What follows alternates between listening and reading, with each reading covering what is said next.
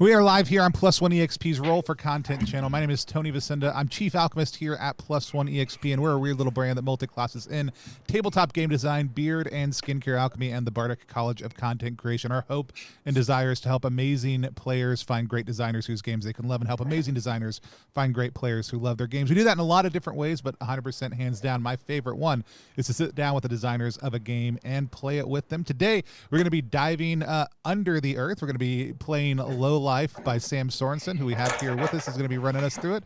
We're going to be using the Down We Go system, which is our house OSR system that is funding on Gamefound right now. And we are going to be doing a giveaway of the game, so we're going to want you to go ahead and hit follow, and we'll tell you more about how to do that in just 1 second. But before we meet our other players and dive into that, let's hear from Sam a little bit about what Lowlife is. Sam, tell people who you are, what you do, where they can find you online, but give us the elevator pitch for Lowlife. Hi, I'm Sam. I'm a grad student and game designer. You can find me on Twitter at Head of the Goat. Lowlife is a old school supplement about tunneling, caving, cave warfare, and other horrible ways to die down in the dark. It's got rules and content for crawling around in tight spaces, climbing up caves, tunneling through the earth, all kinds of nasty monsters, spells, hazards, features, other horrible things. It looks like this. It's got amazing art by Severin Yazinski. Awesome. Yeah, and it just came out. You can get copies on Spearwitch, or if you're up in Canada, you can get them at Monkey Paw Games. There are more coming soon. Check my Twitter. I'll be sure to update whenever more come out. Oh, they're all gone? They're like sucked out? What? Are they sold out? Oh no, I think they still have them, but there are. I mean, it's more just other stores will have them soon. Cool. I've sent out many copies to many stores. There are more stores that will have them soon. I was like, whoa, wait. So, because I know that like we were already talking about doing this, but earlier this week, in 3 or 4 groups I'm a part of, people just erupted with delight because their copies of Lowlife were arriving from Zine Quest 3, and so lots of pictures, lots of excitement, lots of great vibes, and yeah, the art is phenomenal. But I am gonna kind of just we're gonna talk a little bit about safety. We're gonna meet our other players, and I'm gonna hand things over to Sam. First and foremost, let's go right above Sam's head as our viewers are seeing, and that's Sarah. Sarah, tell people who you are, what you do, and where they can find you online. I'm Sarah Brunt. I am half of Planar Compass, and we write weird Planescape stuff and other weird stuff. And we reached our stretch goal for Down We Go, and we're working on the plethora of planes for the Down We Go Infinite Edition. You can find me at Sarah Eliza Brunt on Twitter, and you can discover that I make bad TikToks and argue with fortune cookies, but also Planar Compass. The other thing that you do that I absolutely love, which I believe you went ahead and early ordered, is you review advent calendars, which is maybe too broad of a statement. You specifically review jelly-based advent calendars. I live by the idea that advent calendars are a really great way to give yourself 24 small gifts over the course of 24 days. It's just a very nice way to brighten your day. And that Bon Maman jam calendar is really great. And I'm not even kidding, because you can just make yourself a cheese plate for lunch every day. Just get some brie and some crackers. And then like suddenly the whole day is elevated. It's nice. It's very nice. But also, 24 small packages of chocolate and other advent flavored things are very enjoyable, and I have an Instagram that reviews them. There we go. So check all that good stuff out. Let's hop over and meet Jimmy. Jimmy, tell people who you are, what you do, where they can find you online. I'm Jimmy Shelter. Well, my parents named me Peter, but online I'm usually my handle usually is Jimmy Shelter at Twitter, at Itch. On Itch you can find a few things, but my most recent game is a solo journaling game, A Visit to Sensibilia, which is like an ever-changing, ever-shifting city where that you somehow find yourself in. Latest addition to that was a very nice playlist by Goblin Mixtape, Sam Lee. I think she also made one for you, right, Adrian? She did, yes. Yeah. She was very good at making Yeah. making playlists. I highly recommend her. Yeah, exactly what I wanted to say. Yeah, it's if you want to check out my game, please do so while listening to Sam's playlist. It's really awesome. Awesome. And then Adrian, tell us a little bit about your playlist and everything else that you do also too. Well, I'm Adrian Lum. You can find me at Arnival on Twitter. I'm an indie game designer. I have been designing games since the start of this year, actually. And my most recent game out right now is Evil Risen, which is a survival horror zombie RPG meant to emulate the feel of Dead Space, Resident Evil, those style of video games. And which Goblin Mixtape also made a playlist for, so you can find that as well, hanging around. You can find that on my Twitter. Awesome. I am super excited to check out everyone's playlist because Lowlife also has a playlist over on its page. The link's right below Sam's head, and I'll also drop a link to it. Within that, we are going to be giving away a copy, like I said, during play. So feel free, let other people know that we're doing it. Also, you can type in !get low to get entered into a chance to win a copy of Lowlife also too. With that said, we always use a couple of safety tools here on the channel. The ones we typically use, unless the system dictates otherwise, are lines, fails, and the X card. Lines are things that may happen in the world of our game but don't happen in the course of our game. Fails are things that may come up in the game but we handle them very specifically. We may just kind of touch on them. Hey, they happen, but not go into specific details, or just figure out exactly how we're going to approach them through conversation. The X card is the ability for anybody at any time to pause the game and identify an issue that is confusing, concerning, or objectionable to them. State what it is. No questions or explanations are necessary. We just want to identify what it is. We're going to move forward in a different direction than whatever that was. It could be just like, hey, that name is going to be really confusing for me because that's my dad's name, and I'm going to consistently be trying to figure out why you're talking about my dad, or whatever the case may be.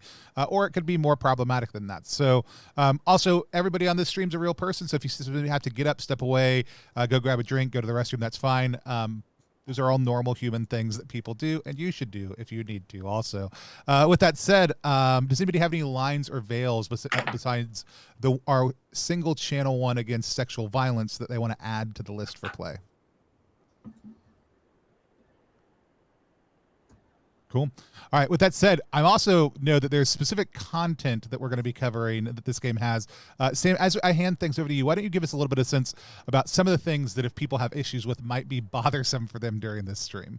Yeah. So Lowlife is a game about delving into caves. So some content warnings are, tight spaces, falling, insects and arachnids, drowning, suffocation, diseases in some cases, plus the usual D&D ones of violence and gore. If any of those are going to be a serious issue for you, you might want to bow out early rather than later, as there's a pretty high chance someone will get stuck in horrible tight spaces at some point during this stream. At least once. At least once, yeah. Awesome. Well, with that said, I'm going to kind of hand things over to you to take us into Lowlife. Great. Yeah. So you all are playing the adventure, or a variation of it that comes with Lowlife, called Beneath Harlow House. And here, the pitch is this. Outside town, maybe a half day's travel or so, there used to be an old mansion called the Old Harlow House, run by the Harlow family of great wealth and fortune. They were renowned for their mining operations, particularly in silver and coal. For the past several decades, the house has fallen into ruin and disrepair, and the late Lady Harlow has seemingly vanished. But rumors abound, rumors that you are likely going to follow, that the family's silver hoard still lies somewhere beneath the Harlow House. So you band of intrepid, adventurers, dungeon delvers, treasure hunters are now just outside of the ruins of Harlow House and will be quickly delving down beneath it to uncover what mysteries and treasures lie beneath. Do we want to do character introductions? Absolutely. Tony, you want to go first? Sure. I am playing. I'm playing Thrag. Thrag has never died on stream. This could be the first time. I'm a little bit worried about putting him in. But Thrag is a You could call Thrag a thief, but there are a lot of normal uses for the skills Thrag has also too. And is somebody who is very, very comfortable going into and finding their way or in around tight spaces also too. And has spent some time down in the mines before, so is pretty excited to go check things out. Any specific things you want to know about Thrag?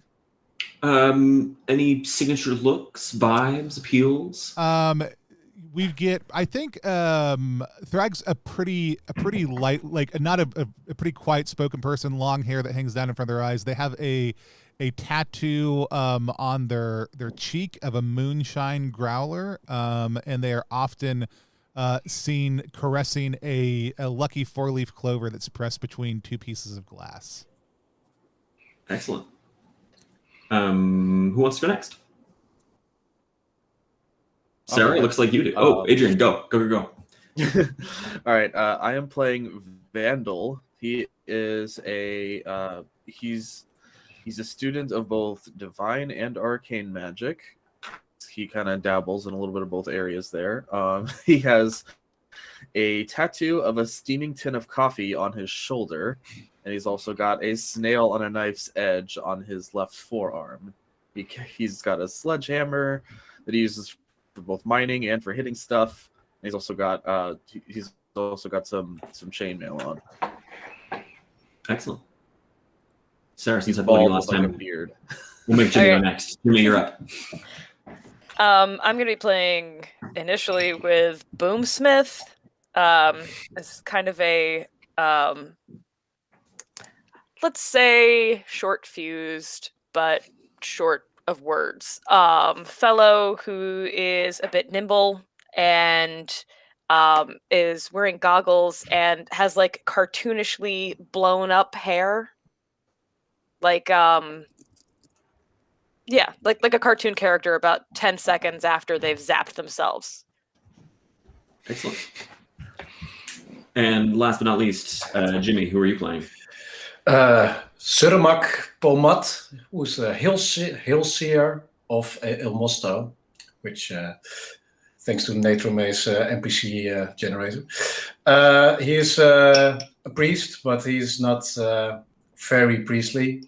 So he's kind of down on his luck. Has his hair his thinning hair in a knot on his head, where also his goggles are, because goggles, yeah, I had to take them. And a canary tick on his shoulder. He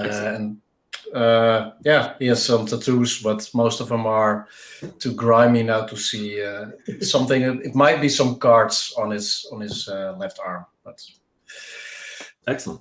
Might be something else. Great. So as you emerge from the pine evergreen woods out near the edge of this lake where Harlow House used to stand, you can see now what remains of the house. It's ruined.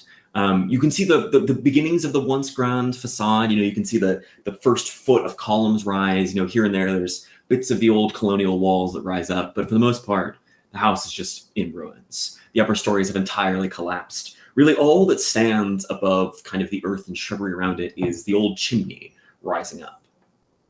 Maybe a good, even that's partially collapsed, but you can see it rises maybe like 5-6 feet above the surface. Otherwise, it's just chunks of old burned rubble. You can see, charred bits of wood, collapsed masonry, really just entirely decayed and decrepit. What do you do?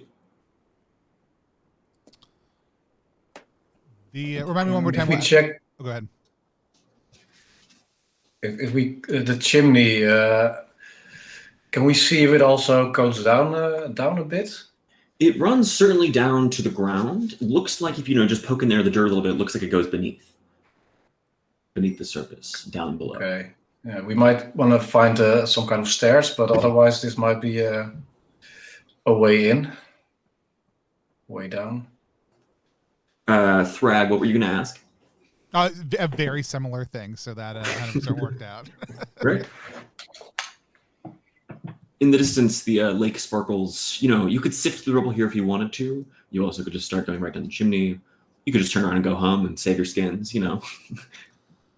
Yeah, as we kind of like sift through the ashes, like what kind of things start coming out? There's, chunks of old like cutlery and crockery. You can find here and there like the frames of burned paintings, bits of furniture, once heavily gorgeous inlaid, like leather furniture and things, now just totally desiccated. As you go through though, Thrag, you start to notice that some of this rubble is a little more centered, a little more clustered. And you can start to see as you poke through that there actually is a staircase here going downward, made out of brick, but entirely clogged with rubble, decayed furniture, broken cabinets, ashes, rock, dust, grime, just thoroughly clogged. Kind of thing that would be totally intraversable unless you start to dig it out. Almost as if one might want to tunnel through this. Almost as if one might want to tunnel. Yes. I mean, I think I'll start kind of, as Peter's character is over near the chimney, kind of poking around. I'll start kind of looking at some of the rubble here and see if I can spot a good spot to start pulling some of this out and maybe starting to tunnel through a little bit. Looking here, I mean, usually when you're digging out rubble, the best thing to do is start with the big stuff and then sift the small things out afterwards. Rubble isn't that hard to move because it's loose. It depends how deep this goes. You don't know exactly how far it is. But generally speaking, depending on the size of tunnel you may want to make, rubble would take anywhere from, 10 minutes if you're making a small hole, one that you can really squeeze through. If you wanted to clear this entire thing, it'd probably be a couple of hours per foot you're digging down. So if you wanted to dig, it's 10 feet down, it would take you most of a day. Okay. I mean, I'll start trying to clear a small, like, see if I can find a couple of bigger chunks that then I could clear a kind of a tighter hole through, while everybody else is doing whatever they do. Yeah. So you want to start digging? Yeah. Great. So the choke is the smallest passage, less than a foot in either dimension, so real tight. Only takes 10 minutes per foot. So if you're digging a 6-foot hole, it only takes an hour in rubble.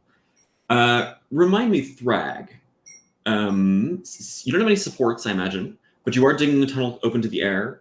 You don't have any blueprints or diagrams, I don't think. Nope. Are you super tough? Do you have high endurance? Can you work for long periods of hard labor? I am. I did say I'd worked in the mine, so I'd imagine yes. Sure, yeah. That would be a reasonable thing to assume. Great. Excellent. So you're +1 for that. So that brings you to a 4 and 6. You have all your tunneling tools, right? You got your pickaxe and shovel and hammer and chisel. I have a hammer and chisel. I don't have a pickaxe. I do. Great. I have a pickaxe. So you can borrow Boomsmith's pickaxe. I'm gonna heft it over one shoulder and come over and be like, "Do you want help?" That'd be great. Great. And I'm gonna start the helping. two of you working away. Great. So in that case, then that brings you to a 4 and 6 Thrag for your tunneling roll. Okay. See if things go smoothly. The consequences here, because this is topsoil, are pretty mild if things go wrong, but things can still go wrong. Cool. I rolled a 3. Great. So that actually goes well for you. So you start digging down just this little choke-sized passageway. What you're doing here mostly is just yanking away chairs, shattering cabinets. Like some of the passageways you'll be crawling through is like an open cabinet-sized passage that is clogged this way. So you pry that open and then crawl through down to the next layer. Descending down here, it's going to take you... Let me look at my map really fast. You're clearing this way. It'll take you most of an hour to get through the rubble here, but you could do it if you want to. I'm going to start working on it. If other people are doing other things in that hour, that's fine. So I think that's what Boomstick and I are up to. Boomsmith And Thrag are busy digging. Vandal and Zermac, what are you two doing? I at least want to check out how clear of rubble the chimney is. If it's an easier way to go down. If it looks like it's also clogged with rubble, I'll probably help Thrag. So, grabbing onto the chimney and boosting yourself up for a second and just peeking down. The little light that gets in from the sun, it looks pretty clear, but if it gets dark fast, there is not much light that descends down that far.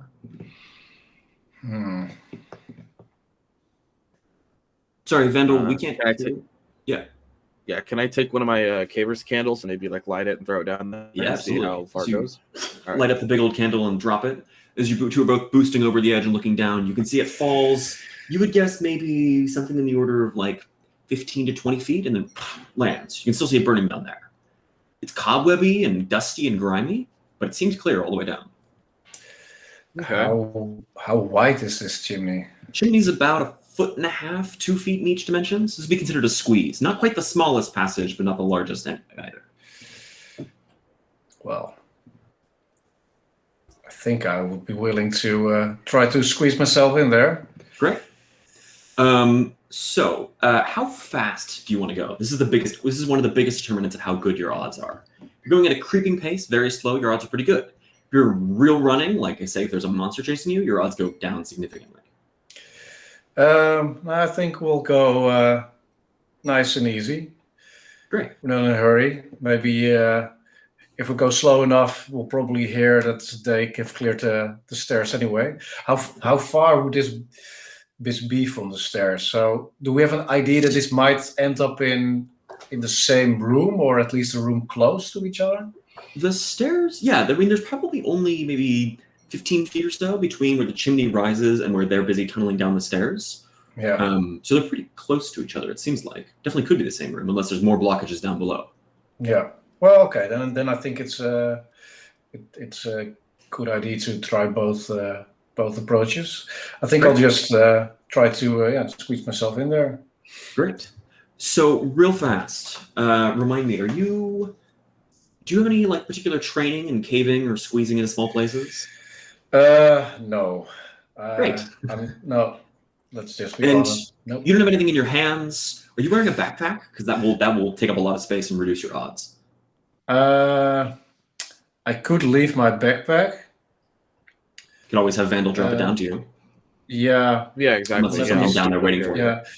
I have a dynamic rope, which That could help too if you want Vandal to hold it. yeah. Can we tie it to something? And it might even be. What do you want to tie it to? There's rubble around. There's the chimney itself. Does the chimney look sturdy enough to tie it to it? It's made out of brick. Seems pretty sturdy. Let's try that. Sure. And, the rope around. yeah, and then I'll put on my goggles. I think I will take my hammer and chisel in my belt. Okay. And my canary, of course. Of course. Leave most of my other stuff in my backpack. Up top. How long does a candle take? Caterers' candles burn for quite a while. That's why they're so large. It burns for at least 2 hours. I think I don't want to risk the other one accidentally going out, so I also pick one of my candles to take with me. So I just have my hammer and chisel and a candle. Excellent. So with the rope and with the light, that brings you to a 5 and 6. You've got pretty good odds of making it down here safely, going as slow as you are. So roll me a d6, and you got a 5 and 6. It is a 5. Excellent. So it goes smoothly, just barely.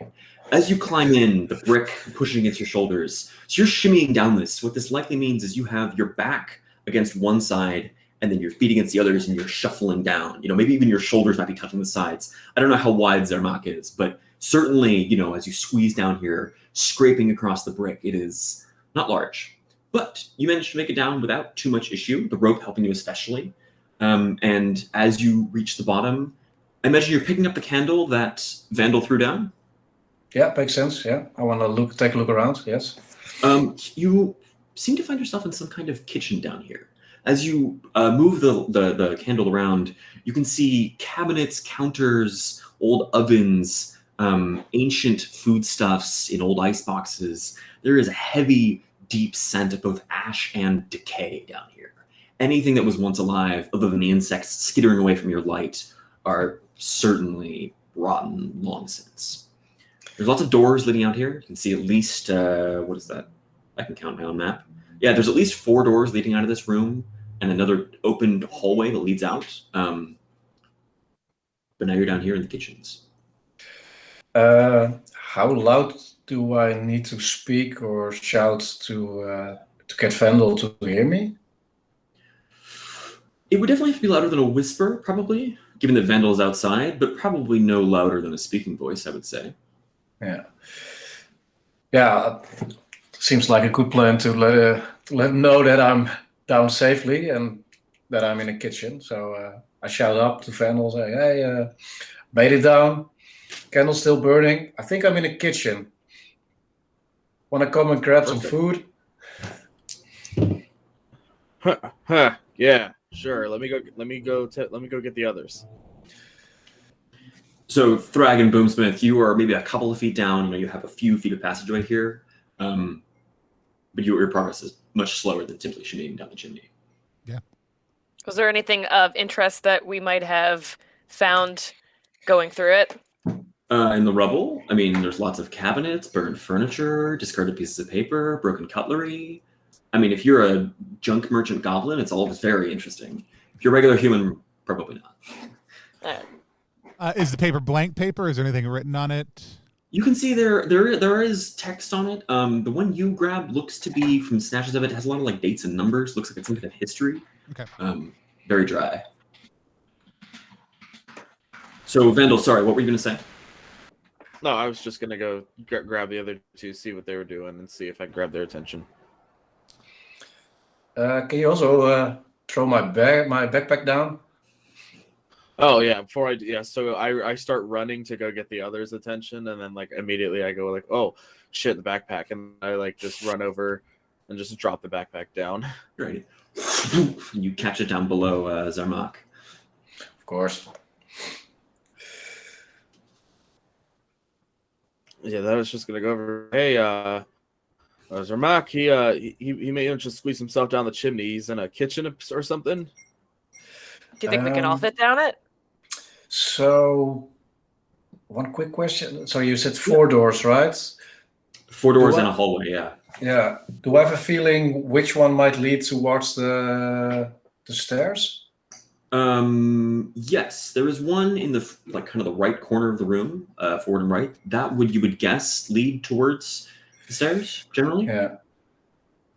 Yeah. I think I'll leave it closed for now because when I open it, it might just come all down. Of course. Right. Yeah. Yeah. I'll just stick around to wait in the kitchen for a bit. Yeah. Thrag, Vandal, Boomsmith, what are you doing? I mean, I'll make my way over to the chimney and start squeezing my way down. Great. You're not wearing heavy armor, are you? I'm not. And you don't have anything in your hands, and you're leaving your backpack behind? I do both of those things. Great. Wait, sorry, you do have things in your hands, and I know I are do wearing a both of backpack? those. Like I'm going. Oh, okay, I'm I'm using sorry. my Yeah. hand. Both of those things are Excellent. true. Great. And you got a rope line, and you're trained in caving, aren't you? Haven't you been down in caves before? I have, yeah. So you don't even need to roll. That gets you to a 6 and 6. Sweet. So you can just shimmy down, no problem. So Thrag, as you shuffle down, through the chimney, you end up down here with Zarmak, illuminated by the caver's candle in the awful stench, rotting kitchen. Boomsmith and Vandal, which one of you is going next? I'd like to go next. Great. I'm wearing a harness, so I'm not sure if that's gonna. That's the problem. Okay. I would say that Boomsmith is used to caving and blowing things up. So he's probably got experience in caving. Great. But he probably drops the pickaxe first, but he's going to warn everybody down there that that's what he's doing. Okay. Because that's the only thing I think isn't going to fit in the harness. Great. Imagine one of you is going to try and catch that. You just let it drop. Ooh. Oh, does the chimney keep on going? No, it just hits the ground. You can just let it drop. I don't know that I want to try to catch the pickaxe. Great. So as it hits the ground, you hear it echoing, reverberating, and then somewhere beneath and around, you can hear a distant like. Great. Excellent. Hey, could you drop my backpack down also? Mm-hmm. I'm going to drop his backpack and then make my way down. You catch your backpack. Yeah. So you have training in caving. Is Boomstick big? You said they're Boomsmith. Think more Boomsmith. home. I'm sorry. Less Yes. Evil Dead. Thank you. That's actually very helpful. Boomsmith. Right? Is Boomsmith very large?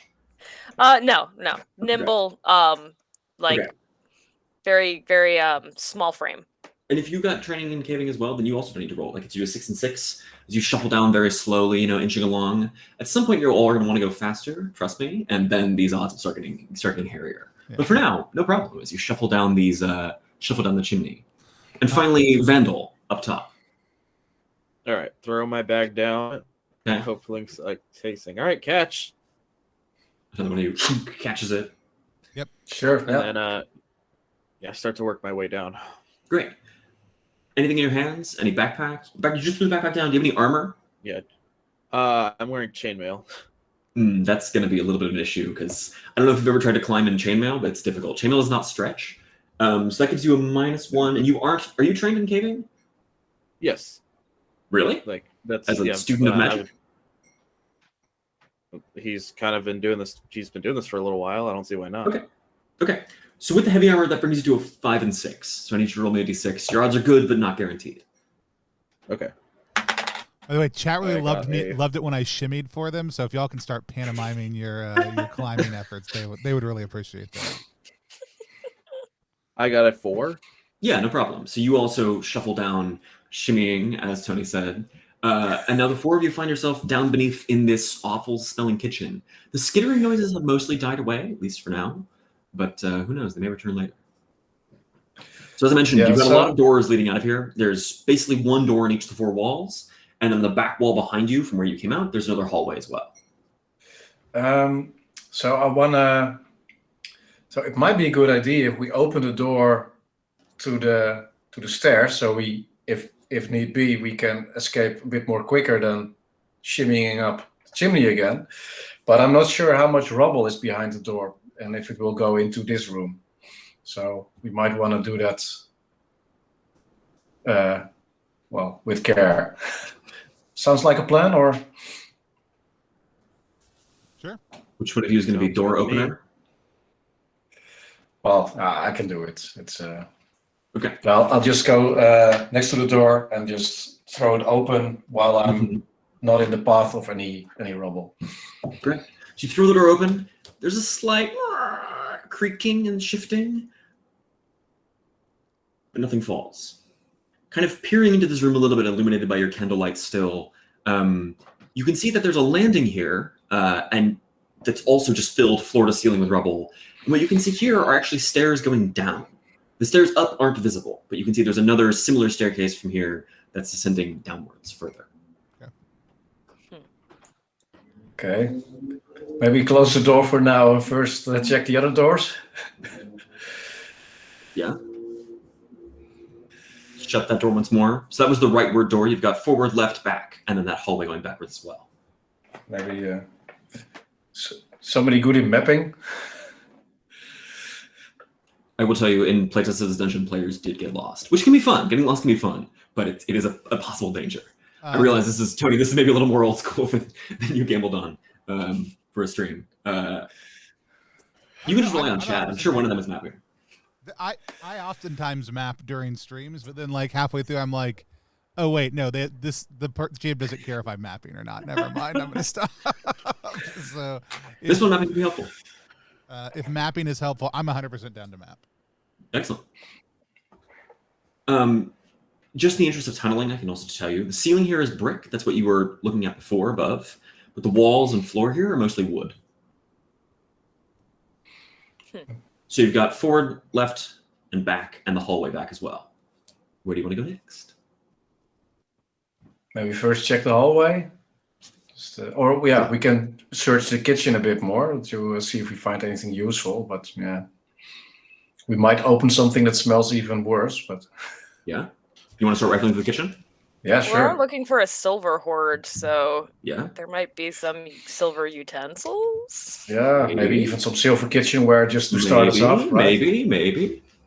Great. So you take a few minutes and start pulling open cabinets, opening up ice boxes, pulling open drawers. Most of what you find is dead foodstuffs, but one of you, who's feeling luckiest? Which one of you feels luckiest? I mean, I do have a 4-leaf clover, but it does not have to be me. I have a very shiny pebble. That brings me luck. There you go. Always. Zermak, as you're pulling open a drawer, inside you find a whole bunch of silverware, actually. A little bit tarnished, a little bit old, a little bit grimy, but definitely valuable. There's like, I can read math. There's like 30 pieces of silverware here. Pretty ornate. It's got the little like fancy engravings and carvings on it. They're all matched sets. They've got the big forks and the little forks. Very proper. Definitely worth something for the right collector. Do they happen to be? Oh, it's not even remotely me, but I mean, you can come over and look at them. Zermac. I'm gonna lean over Zermac's shoulder and be like, "Does that have that? One of those velvet rolls for it, so we can just grab that and stuff it in someone's backpack, or would we have to take these one at a time?" I mean, you could definitely I don't know exactly how slots work in Down We Go. This is not 30 slots of items. I would say like a fistful. Yeah. 10 of them is probably a slot. Typically, like if somebody's like, "I've got salt," I'm like, "Well, great. Do you have a pound of salt, or do you have a vial of salt? If you got a vial of salt, don't use a slot on that. So I would say, I mean, also I would say there's actually no reason for us to carry this. It'd be a really great thing to put next to the fireplace and then just take with us when we're on our way out. Yeah, sounds like a plan. I agree. And otherwise, the rope is still hanging there, so I'm down the rope, but I also have some more room in my backpack now. But I think it makes sense just to pile this next to the chimney. I do count it, just to be sure. There are, if you're being very precise, there are 29 pieces of silverware here. I'll make a note of that, just to be sure that none of my very friendly friends takes any forks. Excellent. And you said there were doors on which sides of this room? Forward, left, back. The right one leads to the staircase you've already seen, and then back out of this room as well. To the left of the door is a hallway, like just an open hallway. Okay. Where to next? You've been down here, just if you're keeping track at home, for about 20 minutes. So you've got about another hour and 40 minutes left on that candle. I would say let's go left. Great. So as you open up the leftward door, this room is long. It's about 10 feet wide, maybe like 25, 30 feet long. And there's a long trestle dining table inside, around which sit a dozen corpses, skeletons, still seated in their chairs, dressed in decaying, but what you can tell was clearly their Sunday best at some point. Their hands are held. The table is set, but there's no food upon it. But you can see everybody has a wine glass in front of them, and on the table sit 2 empty wine bottles. I'm guessing the wine is long since dehydrated. Oh yeah, there's no wine in it. You could look at the bottles more carefully if you wanted to, but yeah, I'll do that. Great. What do you do? Boomsmith is gonna keep to the edges of the room. Okay. Yeah, so is Vandal. Vandal's gonna just walk right up with Boomsmith. I walk over and pick up one of the bottles. Pick it up. Looking at it, if you scrape some of the dust off in the light of your candle, this is a very good vintage, like 1820, real nice, real fine, real proper. This is expensive wine. If you sniff it, there is that ripe pungence of really old wine, just a hint of something else to it, something a little bit like acrid, a little bit sulfurous almost. Cool. And this is an empty bottle, correct? Yeah. Both of them are empty. Both bottles are empty. Okay. Yeah. Like the kind of thing that if a bunch of people drank it, they might die in their seats and not get back up. Could be. Are there any no full bottles, right? Or no. There were 10 skeletons? 12. 12. It doesn't. 5 on each side, 1 on each of the heads of the table. And do we know anything about the Harlow family? The Harlow family was really very rich and wealthy and famous. They were really, well-to-do prospectors and miners. They were here for almost 100 years. Was it a big family? It was not small. Maybe not a full dozen. The other thing that, I don't know exactly which one of you would know this, but one of you was, probably Zermak or Vandal as the more educated ones. These people are dressed in nice clothes, but these are not like silver fortune nice clothes. These are like working people's nice clothes. So it might be servants' nice clothes. Do they have any, while we're here anyway and checking them, Do they have any jewelry? Need jewelry to pick up the corpses. Let me make a roll really fast. Shuffling around, there's a few minor pieces. You can see some really old verdigris copper rings. One of them has a silver necklace. Otherwise, not much. Well, let's take it. Rip the necklace off. That'll be worth something at some point. In the sideboard, are there any sideboards or anything in this room? There's a few like upper shelves where you can see there's like decaying, broken fine china, but otherwise not really. This room also has no doors. This is sort of seemingly a one-off room, as it were. Yeah, Boomsmith is going to start making his way back Great. to the exit.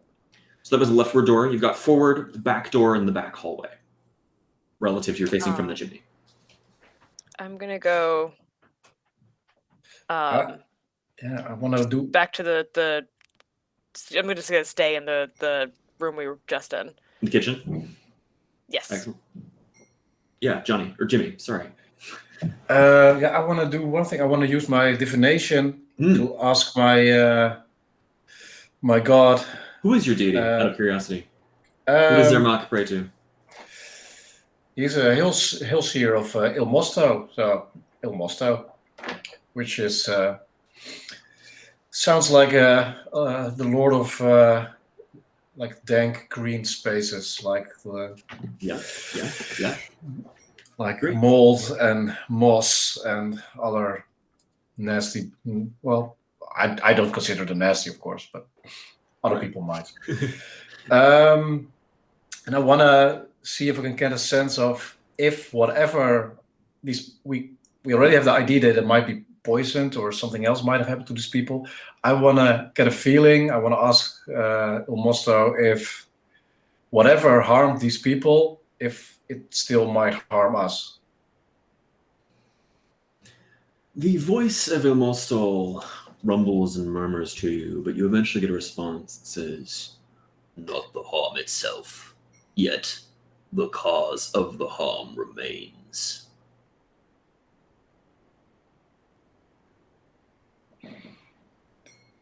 Kind of makes sense, but also it doesn't. Probably it might mean something like whatever poison was used on them, or whatever poisoned that wine is still somewhere around. That's the feeling I get from this. So I would say I'm glad I brought a canary. Yeah. Yeah, I'll head back into the kitchen also too. And so that was to the left, Yeah. right? Mm-hmm. Yeah. There was a hallway to the fore. There's a hallway and a door to the back and a door to the fore. Door to the fore.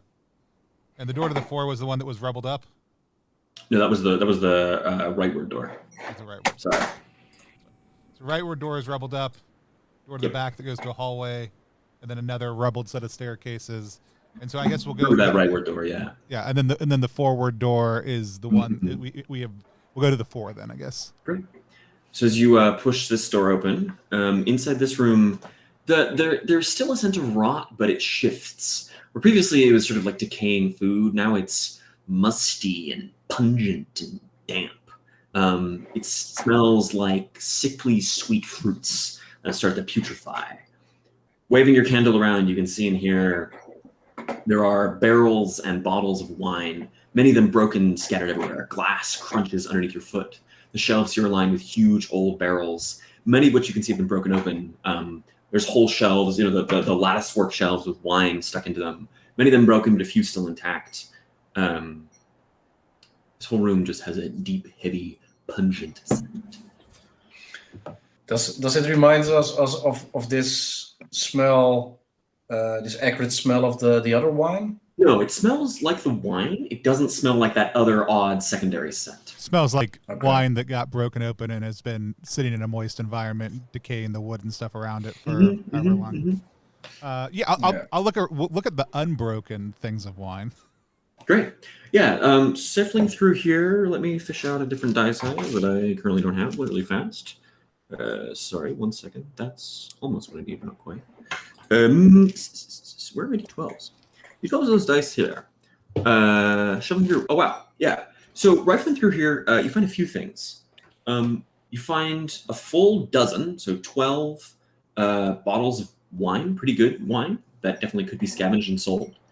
You find a couple of big old barrels that still seem sealed. These are like 100-gallon drums. They're large. And then you also find in one corner, there's a ruined, cracked open barrel with mushrooms growing in it, fungi. Do I recognize them The mushrooms? as something that might be edible? Do you want to make me... Tony, how do knowledge rolls in this? Would this just be a mystical roll? So it's like a lot of other RS games. There aren't. So it depends on the quality of them. So yeah, if they have a magical quality, it could be that. It could just be a mystical roll for knowledge, right? To know. Sure.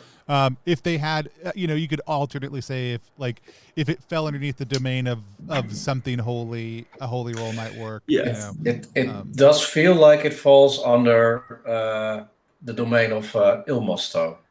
That's true. Yeah, maybe a holy roll. You probably know what these are, or at least have a good idea. So that's a D20 plus my holy. Exactly. Well, what's my number to beat? That's the question. Here would be easy, just like a 10. 17 plus 2. So yeah, so you exactly know what these are.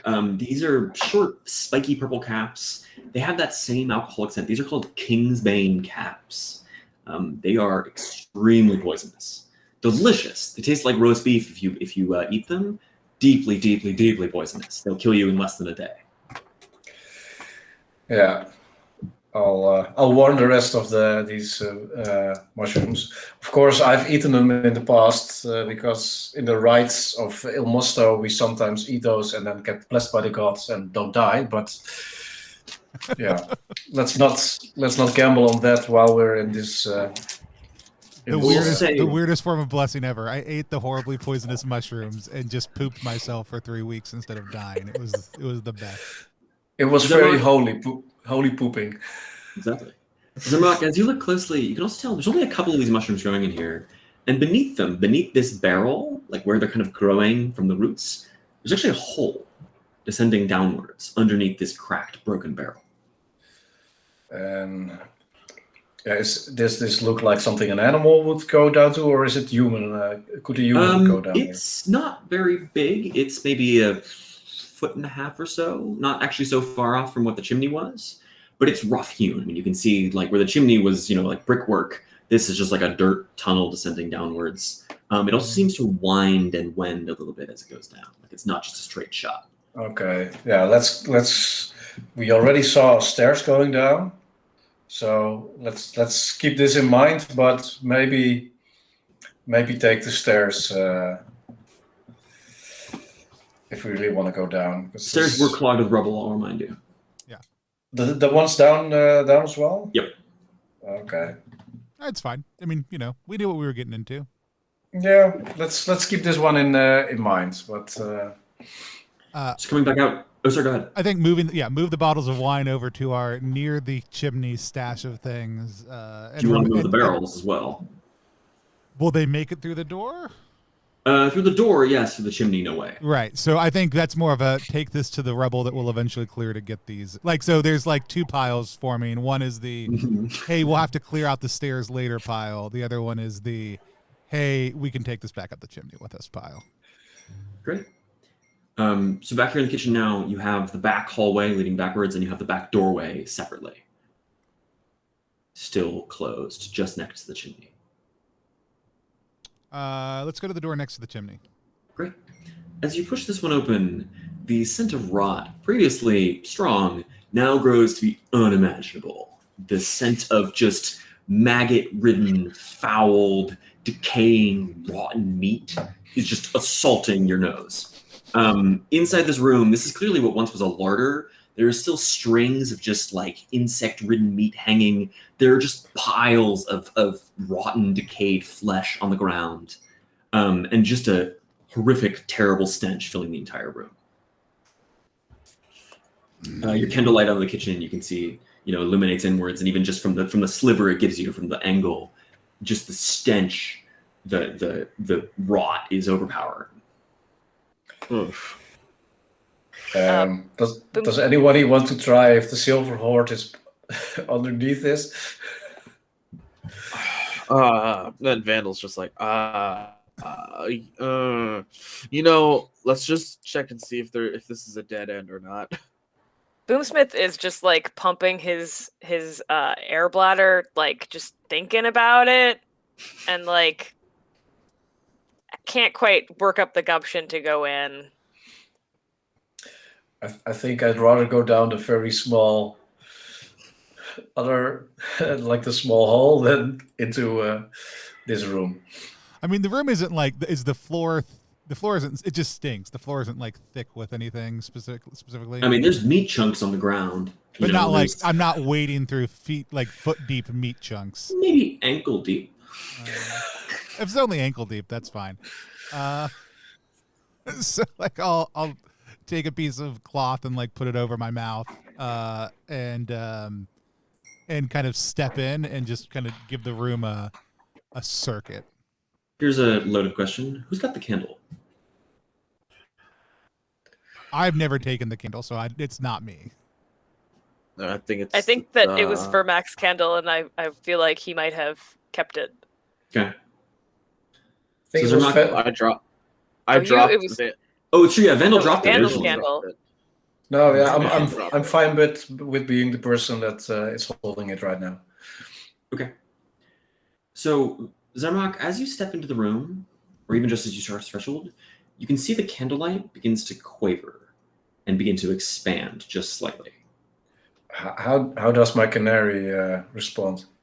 Your canary, birds don't cough usually, but this one you can see it's like it's struggling. That's why it's called tick tick. It's like tick tick. Mm-hmm. Okay, let's quickly close this door, people. I think the air might not be very good for our health. Okay. I mean, Thrag, you could still go in if you want to.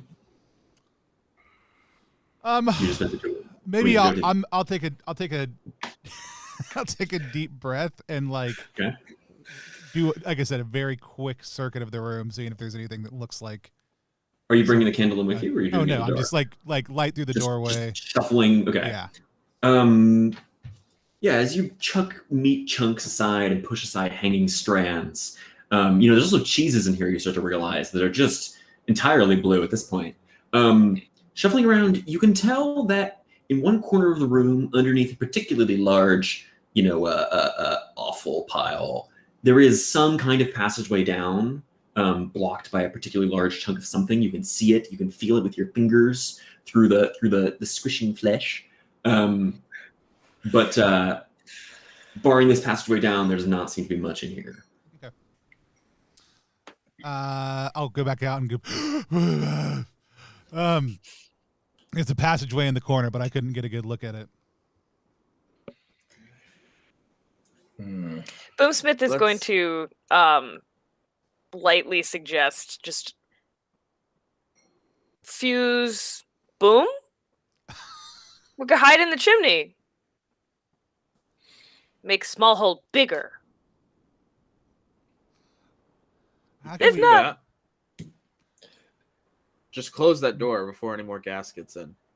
Yeah, and Boomsmith seems to know what he's talking about. I don't know that we could in any way, shape, or form consider refusing this request from Boomsmith. It's probably a horrible idea, but we should absolutely do this. I have a dynamite rope and a pack of fuses. So if I attach the rope like as we're closing the door, can I? There wasn't a like a distance of rope mentioned, or I didn't write it down. Probably like 50 how many feet. rooms away do you suppose we can get before? So if you're just having it just to the door, you could probably get a couple of rooms away. The kitchen here is about 20 feet across. None of the rooms you've seen, like there are deeper than maybe 15 feet or so. So you could definitely get over into like the wine cellar, into that dining room if you wanted to. Also, if this is fuse rope, you can probably cut it. Yeah. So you probably Yeah. and it also isn't gonna like it's not gonna go like zip. It's gonna burn towards it. So we would have time to light it and walk away. So you don't have to use the entire thing if you don't want to, probably. That is Yeah. a really good point. Okay, so I'm gonna make it maybe just one like a half a room's length away, and we can Okay. all scramble back towards the chimney after I light it. Great. Um, So the chimney, Yeah. I will remind you, is right up against the wall that leads into that larder. Yeah, I don't Like think that's a Maybe good not idea. the chimney. I am not the one making the map for good reason. Well, I mean, I only know it because he said we opened the door next to the chimney for this one. And so, yeah, I think going back into probably the wine cellar is going to make the most sense as far as distance and supposed structural support go. All right, then Boomsmith is going to be like rally point, wine cellar. All right, Okay, and got then he'll set up the stuff and hit it with some flint and scramble. Okay. So as the four of you retreat into the wine cellar and the fuse begins to burn to the stick of dynamite just underneath the door into the larder. 5, 4, 3, 2.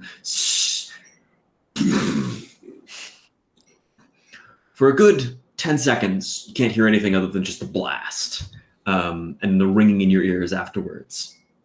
The door to the wine cellar has been perforated in a half dozen places with chunks of wood, bone, and masonry. As you open the door, there's light. You have blown clear through up into the room above, or into the sky above, up to the surface. And there's now chunks of rubble still pouring down into the wine cellar. The chimney has, the lower half of it is collapsed, and as has basically the entire wall of that room. But you can now see into this, where the larder once was, is now a big hole in the floor that goes down to a room beneath it. And there's sky above you. All the walls have been blown out, so you can see chunks of what once was a hallway off to one side. You can see that rubble staircase that went underneath the larder has been blown open as well. The rubble is scattered. The stairs have partially collapsed. But you've now created a big hole, probably like 20 feet deep, down to one layer deeper, as well as above you, and all the walls. Boomsmith is gonna like make eye contact with each person and be like, "Everyone live? Good boom." How many of our bottles of wine survived that? Oh, zero. Okay. Silver rains down. I'm sure we can Is our find s- some of the silverware again later. Yeah. Yeah, I was just thinking it would have been a good idea if we would have taken that with us instead of leaving that next to the chimney, next to the room that went boom. Fine. Part of me was like a chimney is a very reinforced structure, and so it might be fine. I didn't. Yeah, but it totally tracks. I'm 100% down. So is it like the to the ceiling? Is it like a sheer 20 foot, or is it like there's a slope up to the surface now? So the way to think about it is that, if the dynamite explodes, it makes like a domed gas explosion, right? It explodes outwards. And so the ceiling here, the ceiling itself is brick, and then above that is earth for a ways. Right. So the brick has collapsed inwards, and then there's like a inverse, or I guess just a regular conical shape of earth that has been upwards. Okay. So the hole to the sky, to the surface, is maybe like only 10 feet wide, with kind of tapered walls up to it of earth that's still kind of clumbering and clattering down. Cool. All 4 walls have been blown out. But and then you have... they come up like this, right? Yeah, Like, exactly. Cool. So did any of the had we checked all rooms on this? No. Yeah, there's another direction we haven't gone still. Yeah. Is Well, that you can- open now? Can we look into So it what you can without? see now, and this is going to test my powers of description. From the wine cellar looking outwards, you can see the chimney right in front of you, or the ceiling of it. And then this room, you realize now the larder was surrounded on kind of like 3 sides by hallway. Now, because those walls are gone, it's just one giant room. Off to the right side, past the larder and the once hallway, you can see there are a couple of closed rooms with their doors blown off. And on the left side, like if you were to go straight left and diagonally, you can see the staircase, which is partially collapsed. There's still rubble in it, but it's somewhat traversable. And then beyond that is a hallway as well, with more sort of like lots of doors also have been blown open. Straight ahead of you is just the back wall, which looks like it's probably the edge of it. You can see some of the wooden paneling on that wall has broken off, and beyond that is just packed earth. So this larder was fairly centrally located, and now you basically just blown it open, and so now you have like one giant room. So, but you said there's the hallway that we could have gone down. There's Right. 2 rooms there, correct? There's 2 rooms there, and then several rooms on the left side. We'll go check the first of those 2 rooms. Right. Yeah. So we're on the right side. Sorry, did I just cut somebody off? I was just agreeing. Yeah. Excellent. 11 players agree with each other. So poking up in these two rooms here, they're very similar. Now they've been slightly shuffled by the giant explosion of explosive gas and dynamite. But they both have desks inside, papers scattered every which way, a few of them still burning out from the remnants of the flammable gas. But you can tell these are both like kind of a matched set of what would be like offices, probably. There's bookshelves and records and things, large wooden desks and such. These are both offices. We got to Is there a rifle through record the player? desks. Yeah. Yeah. So as you shuffle through them, what can you tell? Oh, yeah. So looking at the documents, piecing them together. I mean, a lot of them are torched, but of the ones that are still intact, many of them are like record books of like expenses in and out, sort of log keeping, that kind of thing. Looking through them, you can start to tell, like, even with a basic knowledge of accounting, these don't add up. Like there's more money being spent on going away than there should be. Like there's money being funneled somewhere. As you rifle through the desks, there's lots of discarded papers and quills and inks and things. On one drawer, though, as you try it, drawer's locked.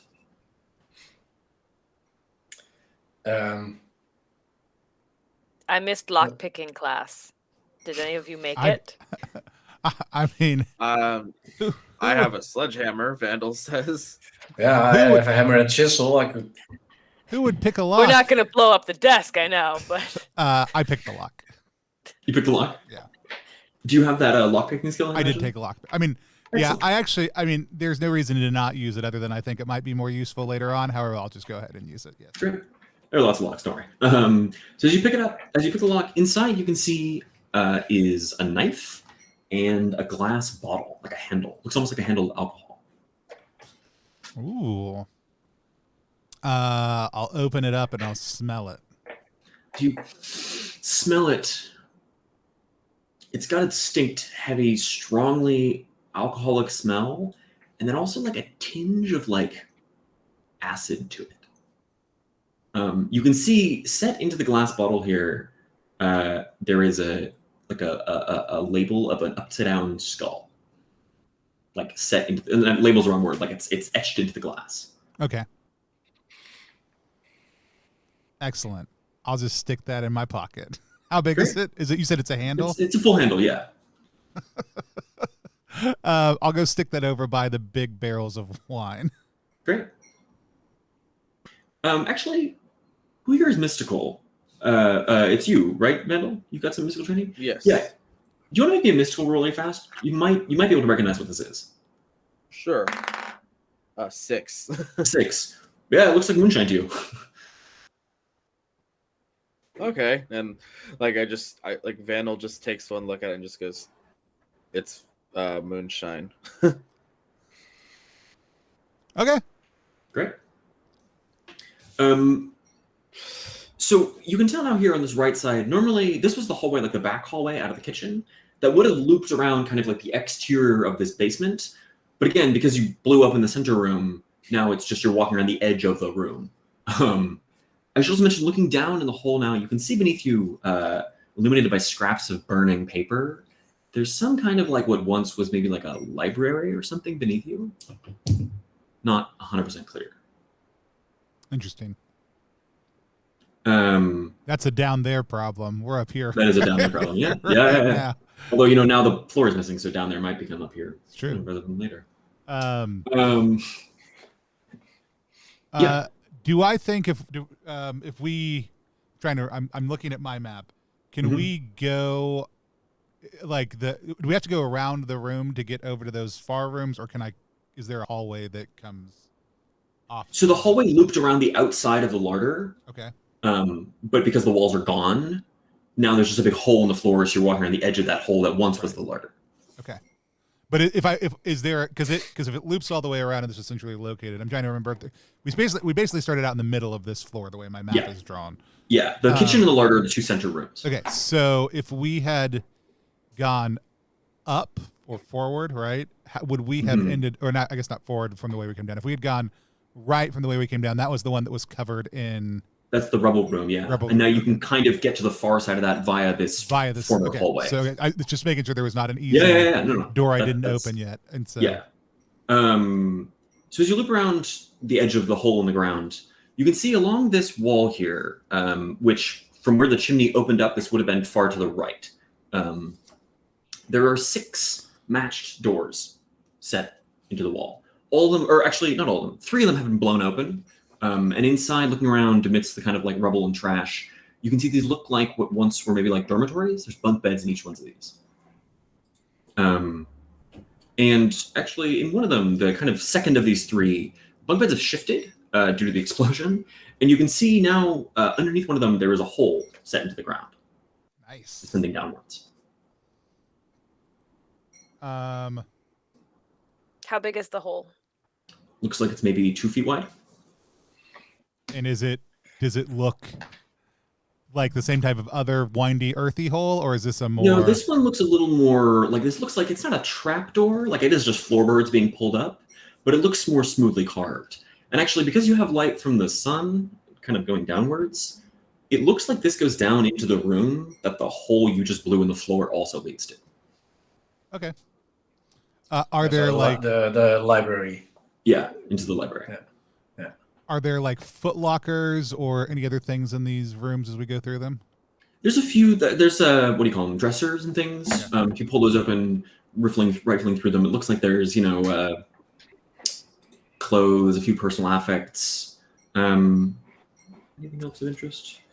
Oh yes, on one of them, inside one of them, in like a sock drawer, there's a letter inside. It's been put in, but it hasn't been sealed. We're gonna read that. Nothing better than reading somebody else's letters. Yeah, it's a letter detailed to. It's only half finished. It's written to Mama is the addressee, describing that this is clearly written from the perspective of like a household servant, like a lady's maid, describing the Lady Harlow's increasingly strange and erratic and reclusive behavior. She's taken to locking herself in the study for long hours. She rarely speaks to anyone. She's always examining things in glass cases and reading strange texts the preacher at home wouldn't have wanted her to. It cuts off halfway through and it isn't finished. It isn't signed. Definitely. Is anybody reading it out loud? Boomsmith cannot read. I was reading it out loud in the voice of the person who I thought wrote it. Ooh, excellent. Mm-hmm.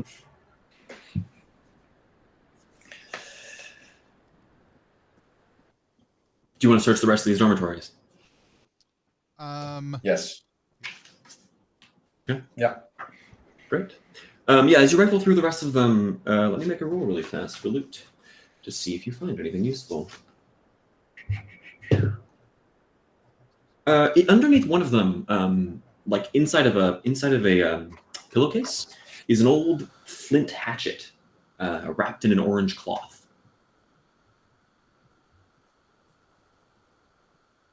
Made out of stone, sparks easily.